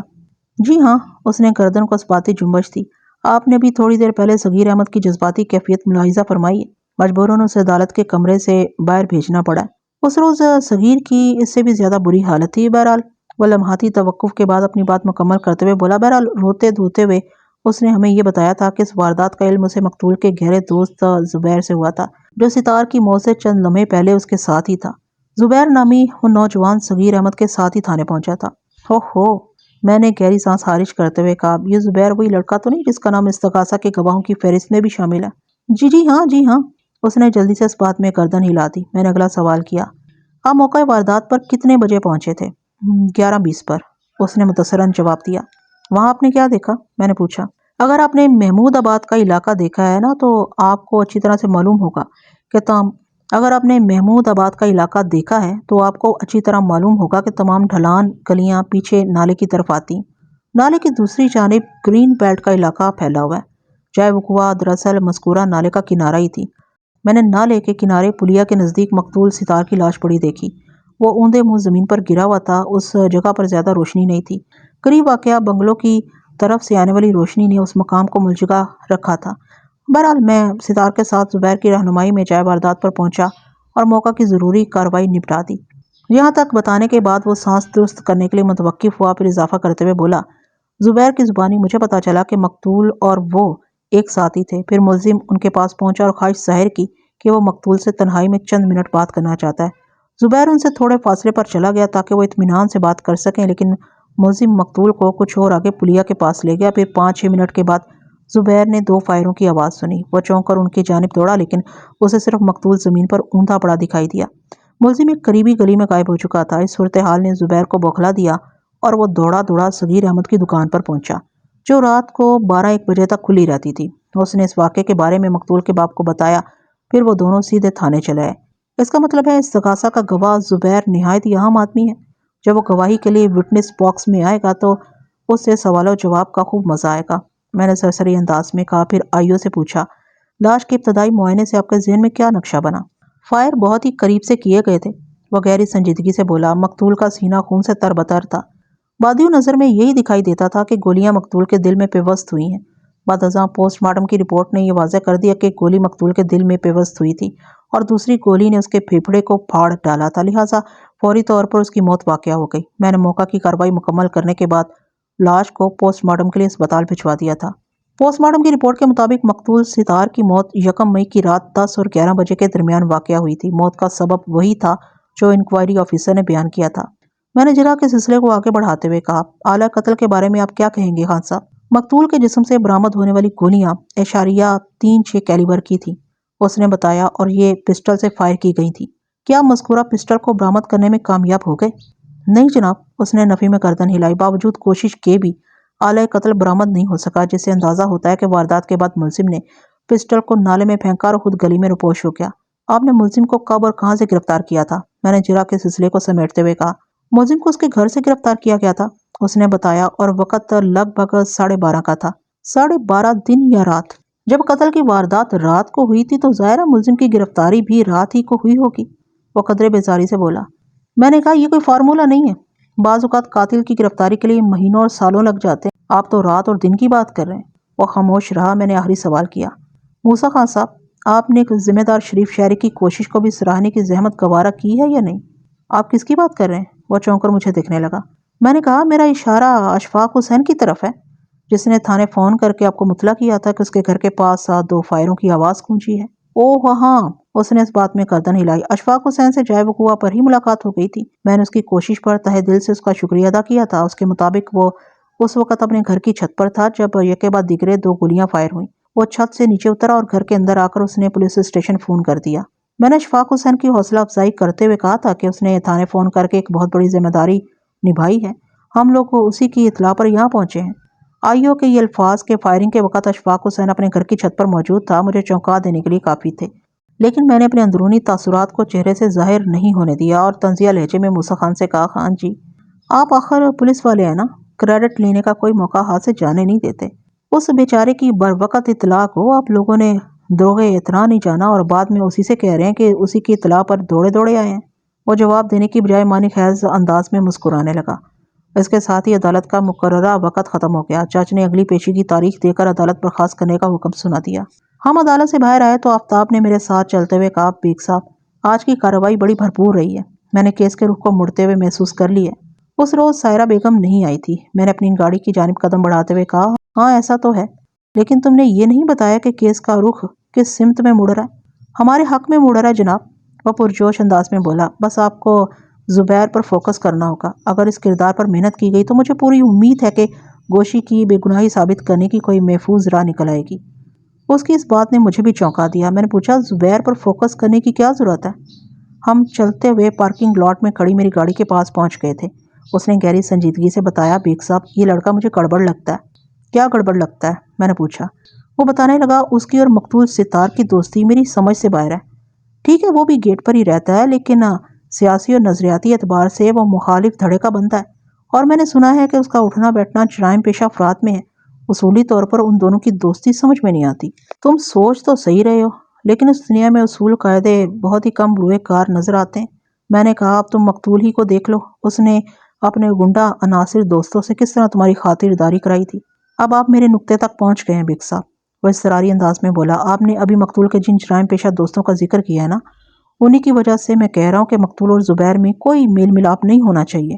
مقتول کے خیر خواہ اور زبیر کی پارٹی دو مخالف سیاسی دھڑے ہیں جن کا آپس میں اینٹ کتے کا بیر ہے۔ جبھی تو میرا دماغ اس بات کو قبول نہیں کر پا رہا کہ وقوع کی رات مقتول اور زبیر ایک ساتھ گرین بیلٹ کے علاقے میں موجود تھے۔ پھر یہ بات کہ گوشی مقتول سے کوئی ضروری بات کرنا چاہتا تھا، منطقی طور پر درست نظر نہیں آتی، کیونکہ ان دونوں میں اتنے اچھے مراسم کبھی نہیں رہے تھے۔ بلکہ اگر یہ کہا جائے کہ مراسم تھے ہی نہیں تو زیادہ مناسب ہوگا۔ آپ تو اس معاملے کے پس منظر سے بخوبی آگاہ ہیں۔ اس روز پارک کے قریب میرے ساتھ جو کچھ ہوا تھا وہ گوشی کے لیے ناقابل فراموش نہیں ہو سکتا۔ مقتول اور گوشی کے بیچ روابط کا سوال ہی پیدا نہیں ہوتا بیگ صاحب۔ وہ بات تو بالکل درست کر رہا تھا۔ میں نے اس کے سمجھائے ہوئے پوائنٹ کو ذہن نشین کر لیا اور ایک گہری سانس خارج کرتے ہوئے کہا، ٹھیک ہے آفتاب، میں زبیر کو پوری طرح اپنے فوکس میں رکھوں گا، اور اس کے ساتھ ساتھ تمہیں بھی ایک کام کرنا ہوگا، بلکہ دو کام کرنا ہوں گے۔ جی کہیں؟ وہ سوالیہ نظروں سے مجھے دیکھنے لگا۔ میں نے کہا، کام نمبر 1 تو یہ ہے کہ تم جس حد تک بھی ممکن ہو سکے نہایت ہی محتاط انداز میں زبیر کے بارے میں معلومات اکٹھا کرو گے۔ ٹھیک ہے بیگ صاحب، یہ میں کر لوں گا، وہ پر اعتماد لہجے میں بولا۔ اور دوسرا کام یہ ہے کہ تم پہلی فرصت میں گرین بیلٹ کے رہائشی اشفاق حسین سے ملاقات کرو گے اور اسے کسی وقت اپنے ساتھ لے کر میرے آفس آؤ گے۔ اشفاق حسین؟ اس نے خود کلامی کے انداز میں دہرایا، پھر مجھ سے پوچھا، اس شخص کا ہمارے کیس سے کوئی تعلق ہو سکتا ہے؟ یہ وہ بندہ ہے آفتاب جس نے فائرنگ کی آواز سنی اور فوراً تھانے فون کیا۔ یہ الگ بات ہے کہ پولیس والوں نے اس کی بات کو اہمیت نہیں دی۔ مجھے امید ہے اگر اس شخص سے میری بھرپور ملاقات ہو جائے تو کافی مفید معلومات حاصل ہو سکتی ہیں۔ ٹھیک ہے جناب، میں کوشش کرتا ہوں کہ کل ہی شام میں اشفاق حسین کو آپ کے پاس لے آؤں، آفتاب نے گہری سنجیدگی سے کہا۔ میں نے ضروری ہدایات کے ساتھ اسے رخصت کر دیا۔ آفتاب نے اس معاملے میں بڑی پھرتی کا مظاہرہ کیا اور اگلے ہی روز وہ اشفاق حسین کو پکڑ کر میرے پاس لے آیا۔ اشفاق حسین کی عمر 50 اور 55 کے درمیان رہی ہوگی۔ وہ درمیانے قد اور متناسب جسم کا مالک ایک معقول صورت شخص تھا۔ سر کے بال کافی حد تک جھڑ چکے تھے۔ وہ ایک مخصوص کمیونٹی سے تعلق رکھتا تھا۔ گارڈن کے علاقے میں کراچی یا چڑیا گھر کے قریب اس کا آٹو سپیئر پارٹس کا بزنس تھا۔ اس کا شمار شریف النفس افراد میں ہوتا تھا۔ اشفاق حسین سے ہونے والی ملاقات خاصی بھرپور اور مفید ثابت ہوئی۔ وہ سادہ مزاج شخص نے بعض ایسے پتے کی باتیں کی جو گوشی کے کیس میں گراں قدر اہمیت کی حامل ہو سکتی تھی۔ ان امور کا ذکر عدالتی کارروائی کے دوران میں مناسب مقامات پر کیا جائے۔ علاوہ ازیں آفتاب نے آنے والے دنوں میں استغاثہ کے گواہ زبیر کے بارے میں بھی مجھے بعض خاص معلومات فراہم کی۔ میں نے اپنے ذہن میں اگلی پیشی کا ایک خاکہ سا بنا لیا اور مطمئن ہو گیا۔ آئندہ پیشی ایک ہفتے بعد کی تھی۔ اس پیشی پر پہلے استغاثہ کی جانب سے 2 ایسے گواہوں کو پیش کیا گیا جو گیٹ پر ہی رہتے تھے اور ملزم سے کسی نہ کسی بنا پر ذاتی عناد رکھتے تھے۔ اس بات میں تو کسی شک و شبے کی گنجائش نہیں تھی کہ گوشی کوئی معقول آدمی نہیں تھا۔ پڑھائی کو وہ ترک کر چکا تھا اور کوئی کام دھندا نہیں کرتا تھا۔ دن بھر ادھر ادھر بیٹھنا اور آوارہ گھومنا اس کے معمول میں شامل تھا۔ ظاہر ہے ایسے لوگوں کے دوست بھی کچھ اسی ٹائپ کے ہوتے ہیں اور اس کماش کے نوجوانوں کو عموماً محلے میں اچھی نگاہ سے نہیں دیکھا جاتا۔ ویسے آپ کی اطلاع کے لیے ایک دلچسپ بات تو بتاتا چلوں کہ جب میں جیل میں گوشی سے ملنے گیا تھا تو اپنی داستان سنانے کے بعد اس نے بھرائی ہوئی آواز کے ساتھ گہری سنجیدگی سے وعدہ کیا تھا کہ اگر وہ موت اور زندگی کے اس کھیل میں باعزت بری ہو گیا تو خود کو بدل کر رکھ دے گا، پھر اس کے گھر اور محلے والوں کو اسے کوئی شکایت نہیں ہوگی۔ جب وہ مجھ سے یہ وعدہ کر رہا تھا تو میں نے اس کی آنکھوں میں مضبوط عزم جھلکتا دیکھ لیا تھا۔ نوجوانی کا عزم بڑا طاقتور اور سیسا پلائی ہوئی دیوار کے مانند ہوتا ہے۔ مجھے کبھی امید تھی کہ جیل سے رہا ہونے کے بعد وہ واقعی خود کو بدل کر رکھ دے گا اور یہ بدلاؤ یقیناً مثبت ہوگا۔ میں نے اوپر استغاثہ کے جن 2 گواہوں کا ذکر کیا ہے ان کے بیانات اور بعد ازاں ان پر ہونے والی جرح میں کوئی خاص بات یا اہم نقطہ موجود نہیں تھا، لہٰذا میں کسی تفصیل میں پڑے بغیر آگے بڑھ جاتا ہوں۔ اگلی گواہی مقتول کے باپ صغیر احمد کباب فروش کی تھی۔ آج وہ خاصی حد تک سنبھلا ہوا تھا۔ اس نے سچ بولنے کا حلف اٹھایا اور اپنا مختصر سا بیان ریکارڈ کرا دیا۔ اس کے بعد وکیل استغاثہ جرح کے لیے اس کے کٹہرے کے پاس پہنچ گیا۔ صغیر چاچا، وہ بے حد اپنائیت سے گواہ کو مخاطب کرتے ہوئے بولا، پھر اکیوزڈ باکس کی جانب اشارہ کرتے ہوئے اس نے پوچھا، کیا آپ اس لڑکے کو جانتے ہیں؟ گواہ نے ایک نفرت انگیز نظر ملزم گوشی پر ڈالی और दुखी लहजे में बोला, हाँ जानता हूँ, इस शैतान ने मेरे हंसते बसते घर को उजाड़ कर रख दिया है। अगर मेरा बस चले तो मैं वो मुतज़ब्ज़ब अंदाज में जुमला अधूरा छोड़कर खामोश हुआ। तो वकील सगासा ने जल्दी से पूछा, तो आप क्या करते? तो मैं इस मरदूत के तिक्के बनाकर इन बिल्लियों को खिला देता जो मेरी दुकान के बाहर गाहकों की मेज़ों के नीचे घात लगाए बैठी रहती हैं। उन लम्हात में वो बेहद जज्बाती हो रहा था। वकील सगासा ने जरा के सिलसिले को मनपसंद अंदाज में आगे बढ़ाते हुए पूछा, सगीर चाचा, अभी आपने कहा है कि इस शैतान ने आपके हंसते बसते घर को उजाड़ कर रख दिया। इससे आपकी मुराद सितार का कत्ल है या फिर? वकील सगासा ने दानिस्ता जुमला नामुकम्मल छोड़ा तो गवाह ने हासे गुसीले अंदाज में जवाब दिया, जनाब मेरा सितार तो बहुत बाद में जान से गया।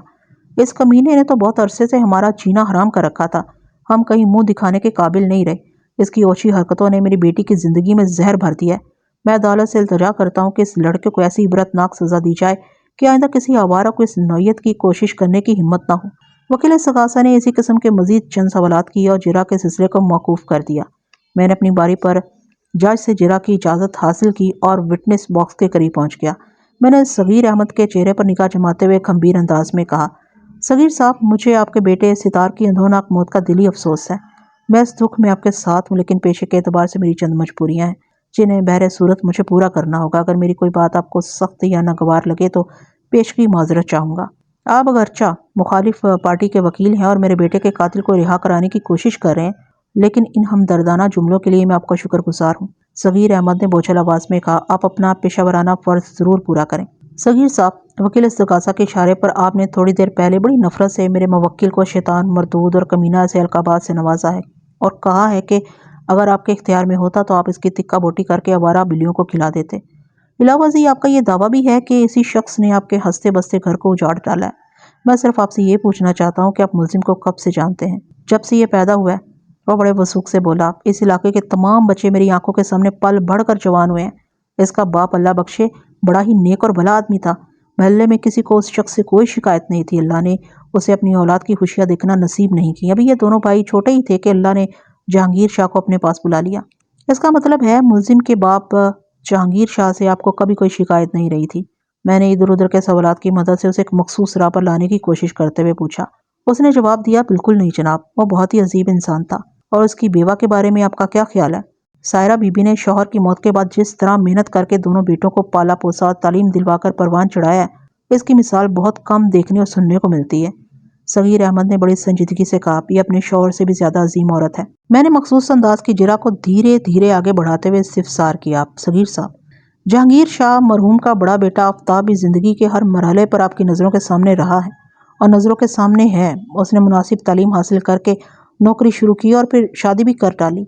महमूदाबाद वालों को या आपको भी इससे कोई तकलीफ पहुंची हो तो बताएं।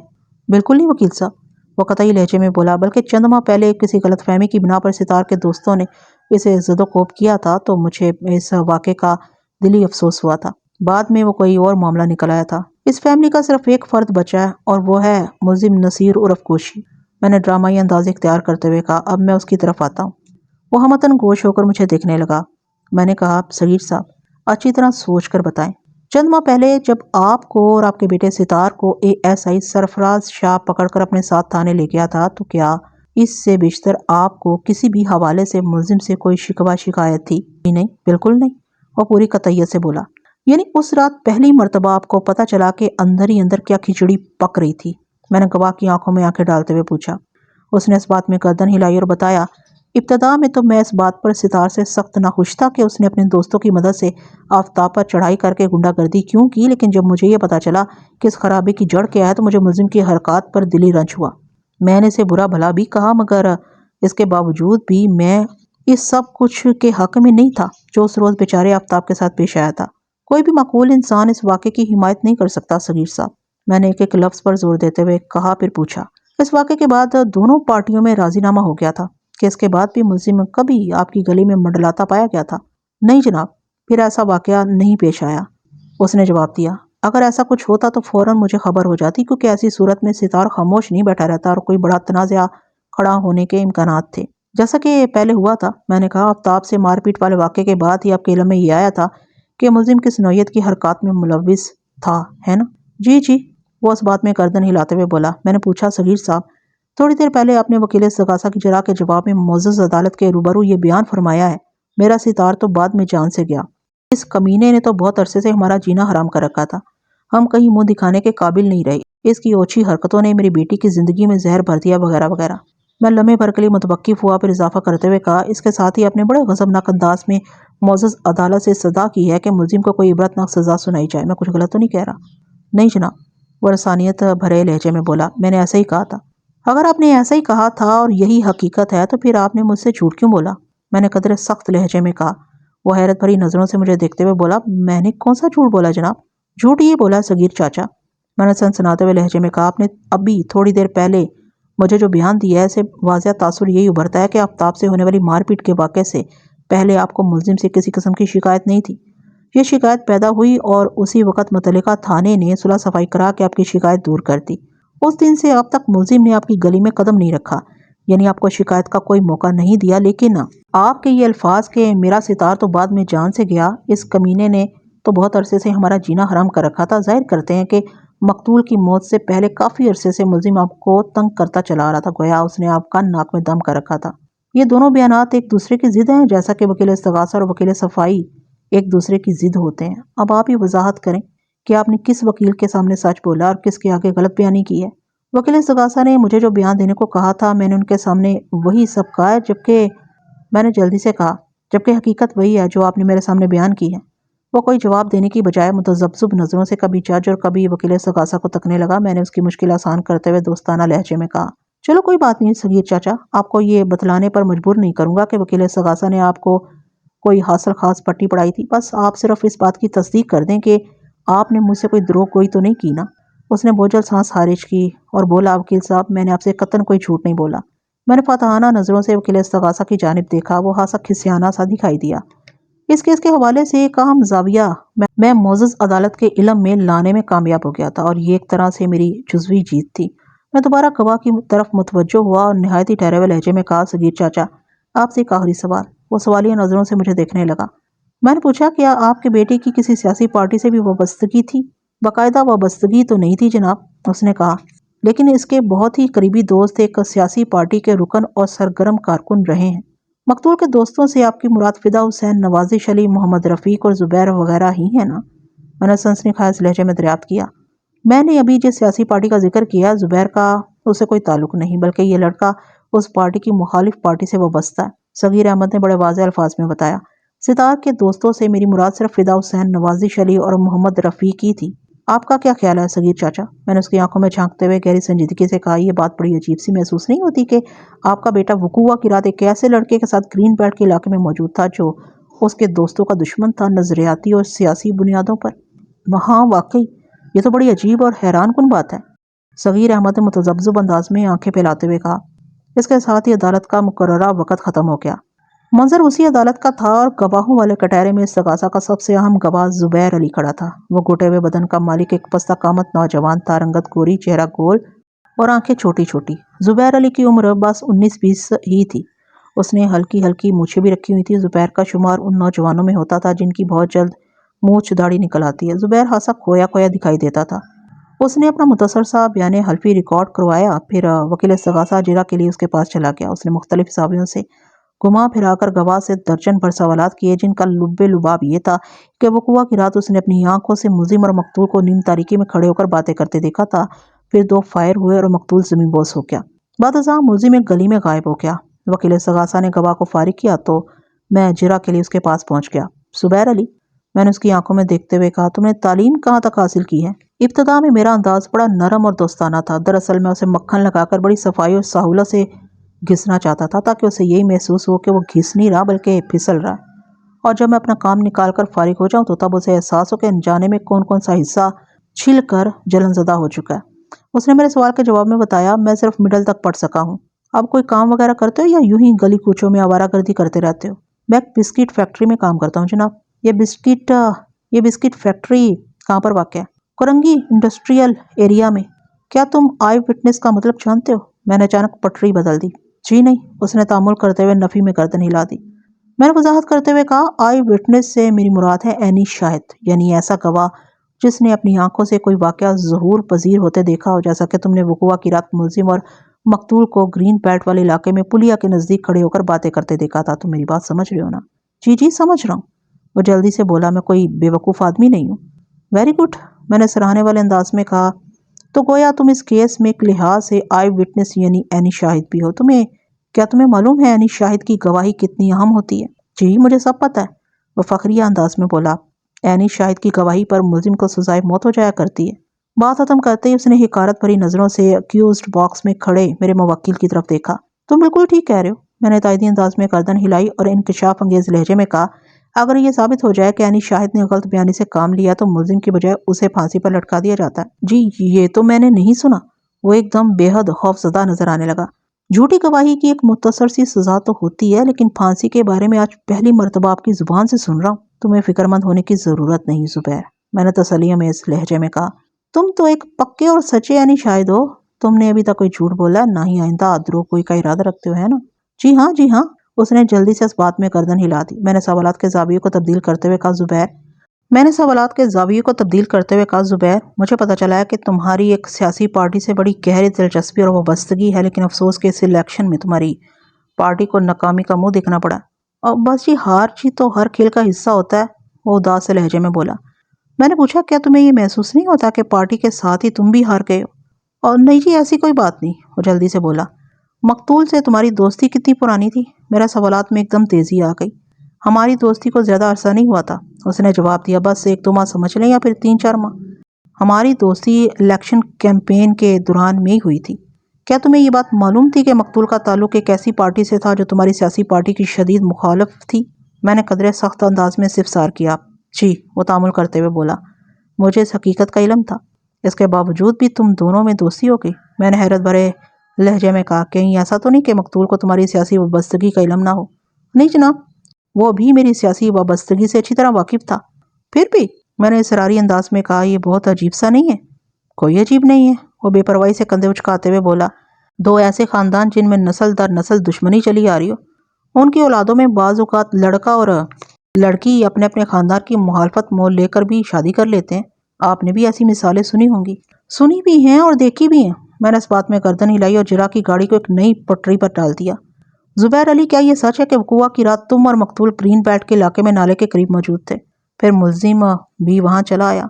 اس نے خواہش ظاہر کی کہ وہ مقتول سے تنہائی میں 2 باتیں کرنا چاہتا ہے۔ پھر ملزم اور مقتول نالے کی پلیا کے قریب نیم تاریک مقام پر چلے گئے۔ جی ہاں، میں نے یہی بیان دیا ہے، جلدی سے بولا۔ آپ تو میری تائید کر رہے ہیں۔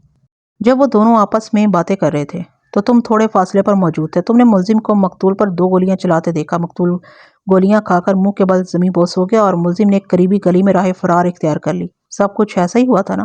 ہوا تو ایسے ہی تھا، لیکن وہ خاصا الجھن میں دکھائی دیتا تھا۔ میں نے قدرے درشت لہجے میں استفسار کیا، لیکن کیا؟ وہ دراصل بات یہ ہے کہ، وہ گڑبڑائے ہوئے لہجے میں بولا، جب وہ دونوں آپس میں باتیں کر رہے تھے تو میرا دھیان دوسری طرف ہو گیا تھا۔ پھر جب فائرنگ کی آواز سنائی دی تو میں نے جلدی سے پلٹ کر دیکھا۔ اس اثناء میں مقتول گولیاں کھا کر زمین پر گر چکا تھا۔ میں جلدی سے بھاگ کر مقتول کے پاس پہنچا۔ اس دوران میں ملزم قریبی گلی میں غائب ہو چکا تھا۔ بات ختم کر کے وہ الجھی ہوئی نظروں سے مجھے دیکھنے لگا۔ میں نے سخت لہجے میں کہا، تو گویا تم اصلی آئی وٹنس نہیں ہو؟ جو حقیقت تھی وہ میں نے آپ کو بتا دی ہے، وہ کمزور آواز میں بولا۔ یہ بیان تم نے اس لیے تو نہیں بدلا کہ آئی وٹنس کے جھوٹا ثابت ہونے پر اسے پھانسی کی سزا ہو جاتی ہے؟ میں نے اس کی آنکھوں میں دیکھتے ہوئے کہا، اگر تم سچے ہو تو پھر پریشانی کیسی؟ وہ نگاہ چراتے ہوئے بولا، میں پریشان تو نہیں ہوں۔ تم پریشان ہی نہیں بلکہ بہت زیادہ گھبراہٹ کا بھی شکار ہو۔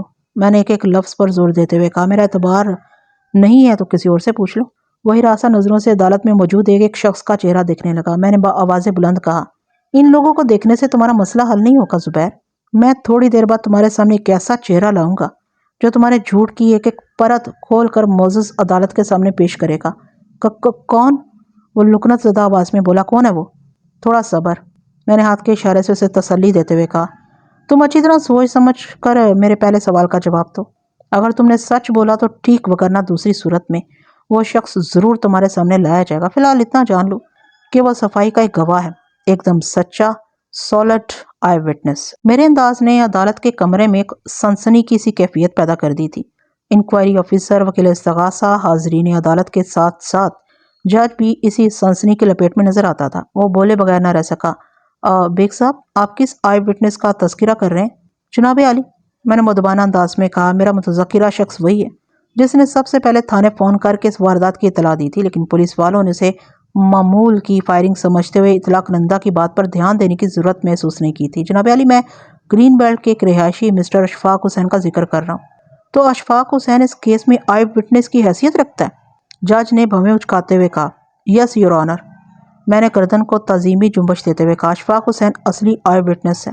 ایک چھوٹے سے ٹرائل کے بعد میں اسے عدالت میں پیش کروں گا اگر استغاثہ کا معزز گواہ اس کی نوبت آنے دے تو۔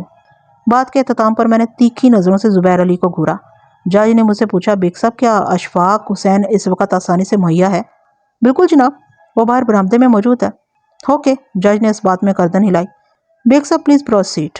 میں دوبارہ استغاثہ کے گواہ کی جانب متوجہ ہو گیا۔ وہ حیران و پریشان کھڑا میری ہی جانب دیکھ رہا تھا۔ اس کے چہرے کے تاثرات بتاتے تھے کہ اس کے اندر کھلبلی مچی ہوئی ہے اور اس کھلبلی نے اسے ایک بہت بڑی مصیبت میں مبتلا کر رکھا تھا۔ زبیر علی، میں نے اس کی آنکھوں میں دیکھتے ہوئے بولنا شروع کیا۔ وقوع کی رات اشفاق حسین اپنے بنگلے کی چھت پر موجود تھا۔ وہ ٹی وی اینٹینا کو ٹھیک کرنے اوپر چڑھا تھا۔ اس کام میں اسے لگ بھگ 15 منٹ لگ گئے۔ جیسے وہ واپس جانے لگا تو نالے کی جانب اس کی نگاہ اٹھ گئی جہاں سروس روڈ کے کنارے دو لڑکے کھڑے آپس میں باتیں کر رہے تھے۔ ظاہر ہے ان کی آواز تو اشفاق حسین تک نہیں پہنچ رہی تھی، لیکن اسٹریٹ لائٹ کی روشنی میں ان کے قد کاٹ اور جسامت کا بخوبی اندازہ لگایا جا سکتا تھا۔ ان میں ایک دبلا پتلا اور دراز قامت تھا جبکہ دوسرا چھوٹے قد کا ایک گول مٹول لڑکا تھا۔ میرا خیال ہے تم بخوبی سمجھ رہے ہو وہ دونوں لڑکے کون تھے؟ ایک تو میں تھا اور دوسرا ستار۔ زبیر نے جلدی سے تصدیق کر دی۔ ستار دبلا پتلا اور لمبے قد کا تھا۔ ہم وہاں کھڑے باتیں کر رہے تھے تو یہ تو میں نے بھی آپ کو بتایا تھا۔ ہاں، یہاں تک تو بالکل ٹھیک بتایا تھا، میں نے کہا، لیکن اس کے بعد تم نے کہانی میں ایک کردار کو داخل کیا تھا، یعنی میرے موکل اور اس کیس کے ملزم نصیر عرف گوشی کو، جبکہ وہ وہاں گیا ہی نہیں تھا۔ آپ غلط کہہ رہے ہیں۔ اب میرا مطلب ہے اشفاق حسین غلط کہہ رہا ہے، وہ گھبراہٹ آمیز انداز میں بولا۔ تھوڑی ہی دیر بعد ملزم وہاں آیا تھا اور اس نے یہ کہانی اب مزید چلنے والی نہیں ہے۔ میں نے اس کی بات کاٹتے ہوئے کہا، تم خواہ اشفاق حسین پر جھوٹ بولنے کا الزام لگا رہے ہو، حالانکہ اس نے ابھی تک عدالت میں آ کر ایک لفظ بھی نہیں کہا۔ جج نے مجھ سے مخاطب ہوتے ہوئے کہا، بیگ صاحب اب ٹرائل جاری رکھیں۔ میں نے زبیر کی جانب دیکھتے ہوئے کہا، ہو سکتا ہے اشفاق حسین ان دو لڑکوں کو محو گفتگو دے کر چھت سے نیچے اترایا، لیکن جب انہوں نے پورے سرار انداز میں نالے کی پلیا کے سمت پیش قدمی کی تو وہ ٹھٹک کر رک گیا۔ اس کی چھٹی حس نے اطلاع دی کہ کچھ ہونے والا ہے۔ وہ چھت پر ہی موجود رہ کر انہیں دیکھنے لگا۔ آپ کا بندہ بالکل غلط کہہ رہا ہے وکیل صاحب، زبیر نے چیخ سے مشابہ آواز میں کہا، پھر اضافہ کیا، میں تو ادھر ہی کھڑا رہا تھا، مقتول اور ملزم پلیا کے سمت۔ میں نے کہا ہے نا، اس کہانی میں تیسرے کردار کی کوئی گنجائش نہیں۔ میں نے اس کا جملہ پورا ہونے سے پہلے درست لہجے میں بتایا، پہلے مجھے پوری بات کرنے دو، پھر تم وضاحتی بیان دینا۔ وہ سہمی ہوئی نظروں سے مجھے دیکھنے لگا۔ اس کی حالت سے بخوبی اندازہ ہوتا تھا کہ اس کے اندر ٹوٹ پھوٹ شروع ہو چکی ہے۔ میں نے پہلے سے بھی جارحانہ لہجے میں کہا، جب اشفاق حسین نے ان دونوں کو مشکوک انداز میں نیم تاریکی کی طرف بڑھتے ہوئے دیکھا تو فطری جذبے کے تحت اس کے اندر تجسس بھڑک اٹھا۔ وہ وہیں چھت پر کھڑے ہو کر ان کی سرگرمی کو دیکھنے لگا۔ اگلے ہی لمحے اس نے ایک ایسا خوفناک منظر دیکھا کہ اس کی آنکھیں پھٹی کی پٹی رہ گئیں۔ اشفاق حسین نے دیکھا کہ پستہ قامت لڑکے نے اپنے لباس میں سے گن برآمد کی اور دراز قامت لڑکے کے سینے پر 2 فائر کر دیے۔ لمبا لڑکا اسی لمحے زمین پر گر گیا۔ پستہ قد نے گن کو نالے میں پھینکا، اور گن کو میں نے نالے میں نہیں پھینکا تھا بلکہ جینز کی جیب میں ٹھوس کر پتلی گلی سے فرار ہو گئے تھے۔ میں نے جارحانہ انداز میں کہا، ہے نا، میرے نفسیاتی ٹریٹمنٹ نے اسے بوکھلا کر رکھ دیا تھا، اور اسی بوکھلاہٹ میں اسے اپنی زبان پر اختیار نہیں رہا تھا۔ بے سختہ اس نے سچ اگل دیا تھا، لیکن فوراً ہی اسے اس خطرناک حقیقت کا ادراک ہو گیا کہ نداستگی میں اس نے اپنی قبر کے لیے جگہ بک کروا لی تھی۔ لیکن اب کیا ہو سکتا تھا؟ کمان سے نکلا ہوا تیر اور زبان سے نکلے ہوئے الفاظ کبھی واپس نہیں ہوتے۔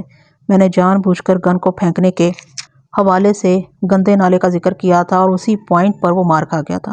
اگر وہ خاموش رہتا تو شاید اس کی زبان کھلوانے کے لیے مجھے اور محنت کرنا پڑتی۔ بہرحال یہ کیس ہمارے حق میں پلٹ چکا تھا۔ وہ لرزتی ہوئی آواز میں بولا، گن کو جیب میں رکھنے یا نالے میں پھینکنے کا کیا سوال؟ میں تو ادھر دور سروس روڈ پر کھڑا انہیں دیکھ رہا تھا، اور اشفاق حسین اپنے گھر کی چھت پر کھڑا یہ منظر دیکھ رہا تھا کہ تم نے ستار کو قتل کرنے کے بعد گن کو جینز کی جیب میں رکھا اور جائے وقوع سے فرار ہو گئے۔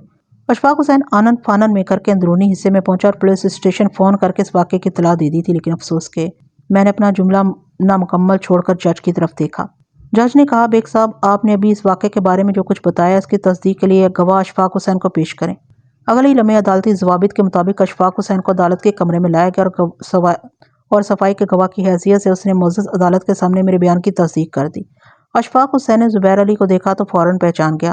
میں نے روئے سخن جج کی طرف موڑتے ہوئے کہا، جناب علی، جیسا کہ بھری عدالت میں استغاثہ کے گواہ زبیر علی نے اپنی زبان سے اس بات کا اقرار کیا ہے کہ اس نے گن کو نالے میں نہیں پھینکا تھا، جس کا واضح مطلب یہی ہے کہ صفائی کے گواہ کے مطابق اس نے مذکورہ گن کو اپنی جینس کی جیب میں ہی ڈالا تھا۔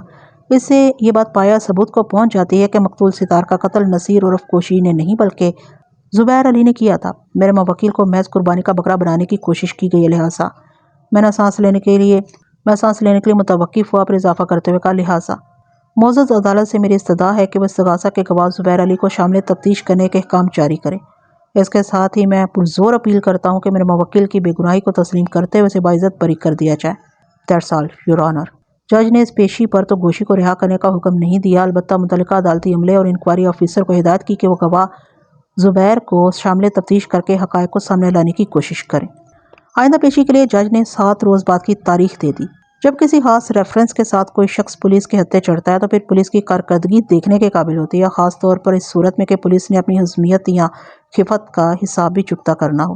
گزشتہ پیشی پر استغاثہ کے گواہ زبیر علی کی زبان سے بے سختہ جس طرح یہ الفاظ خارج ہوئے تھے کہ اس نے اعلیٰ قتل کو گندے نالے میں نہیں پھینکا، اس شفاف حقیقت نے پولیس کو بھی چوکنا کر دیا تھا۔ چنانچہ ریمانڈ کی مدت کے دوران میں خاطرداری کے ذریعے پولیس نے اس کی زبان مکمل طور پر کھلوا لی اور اس کی کسٹڈی سے وہ پسٹل بھی برآمد کرا لیا جس سے ستار کو قتل کیا گیا تھا۔ اس کے ساتھ ہی اس نے اقبال جرم بھی کر لیا تھا۔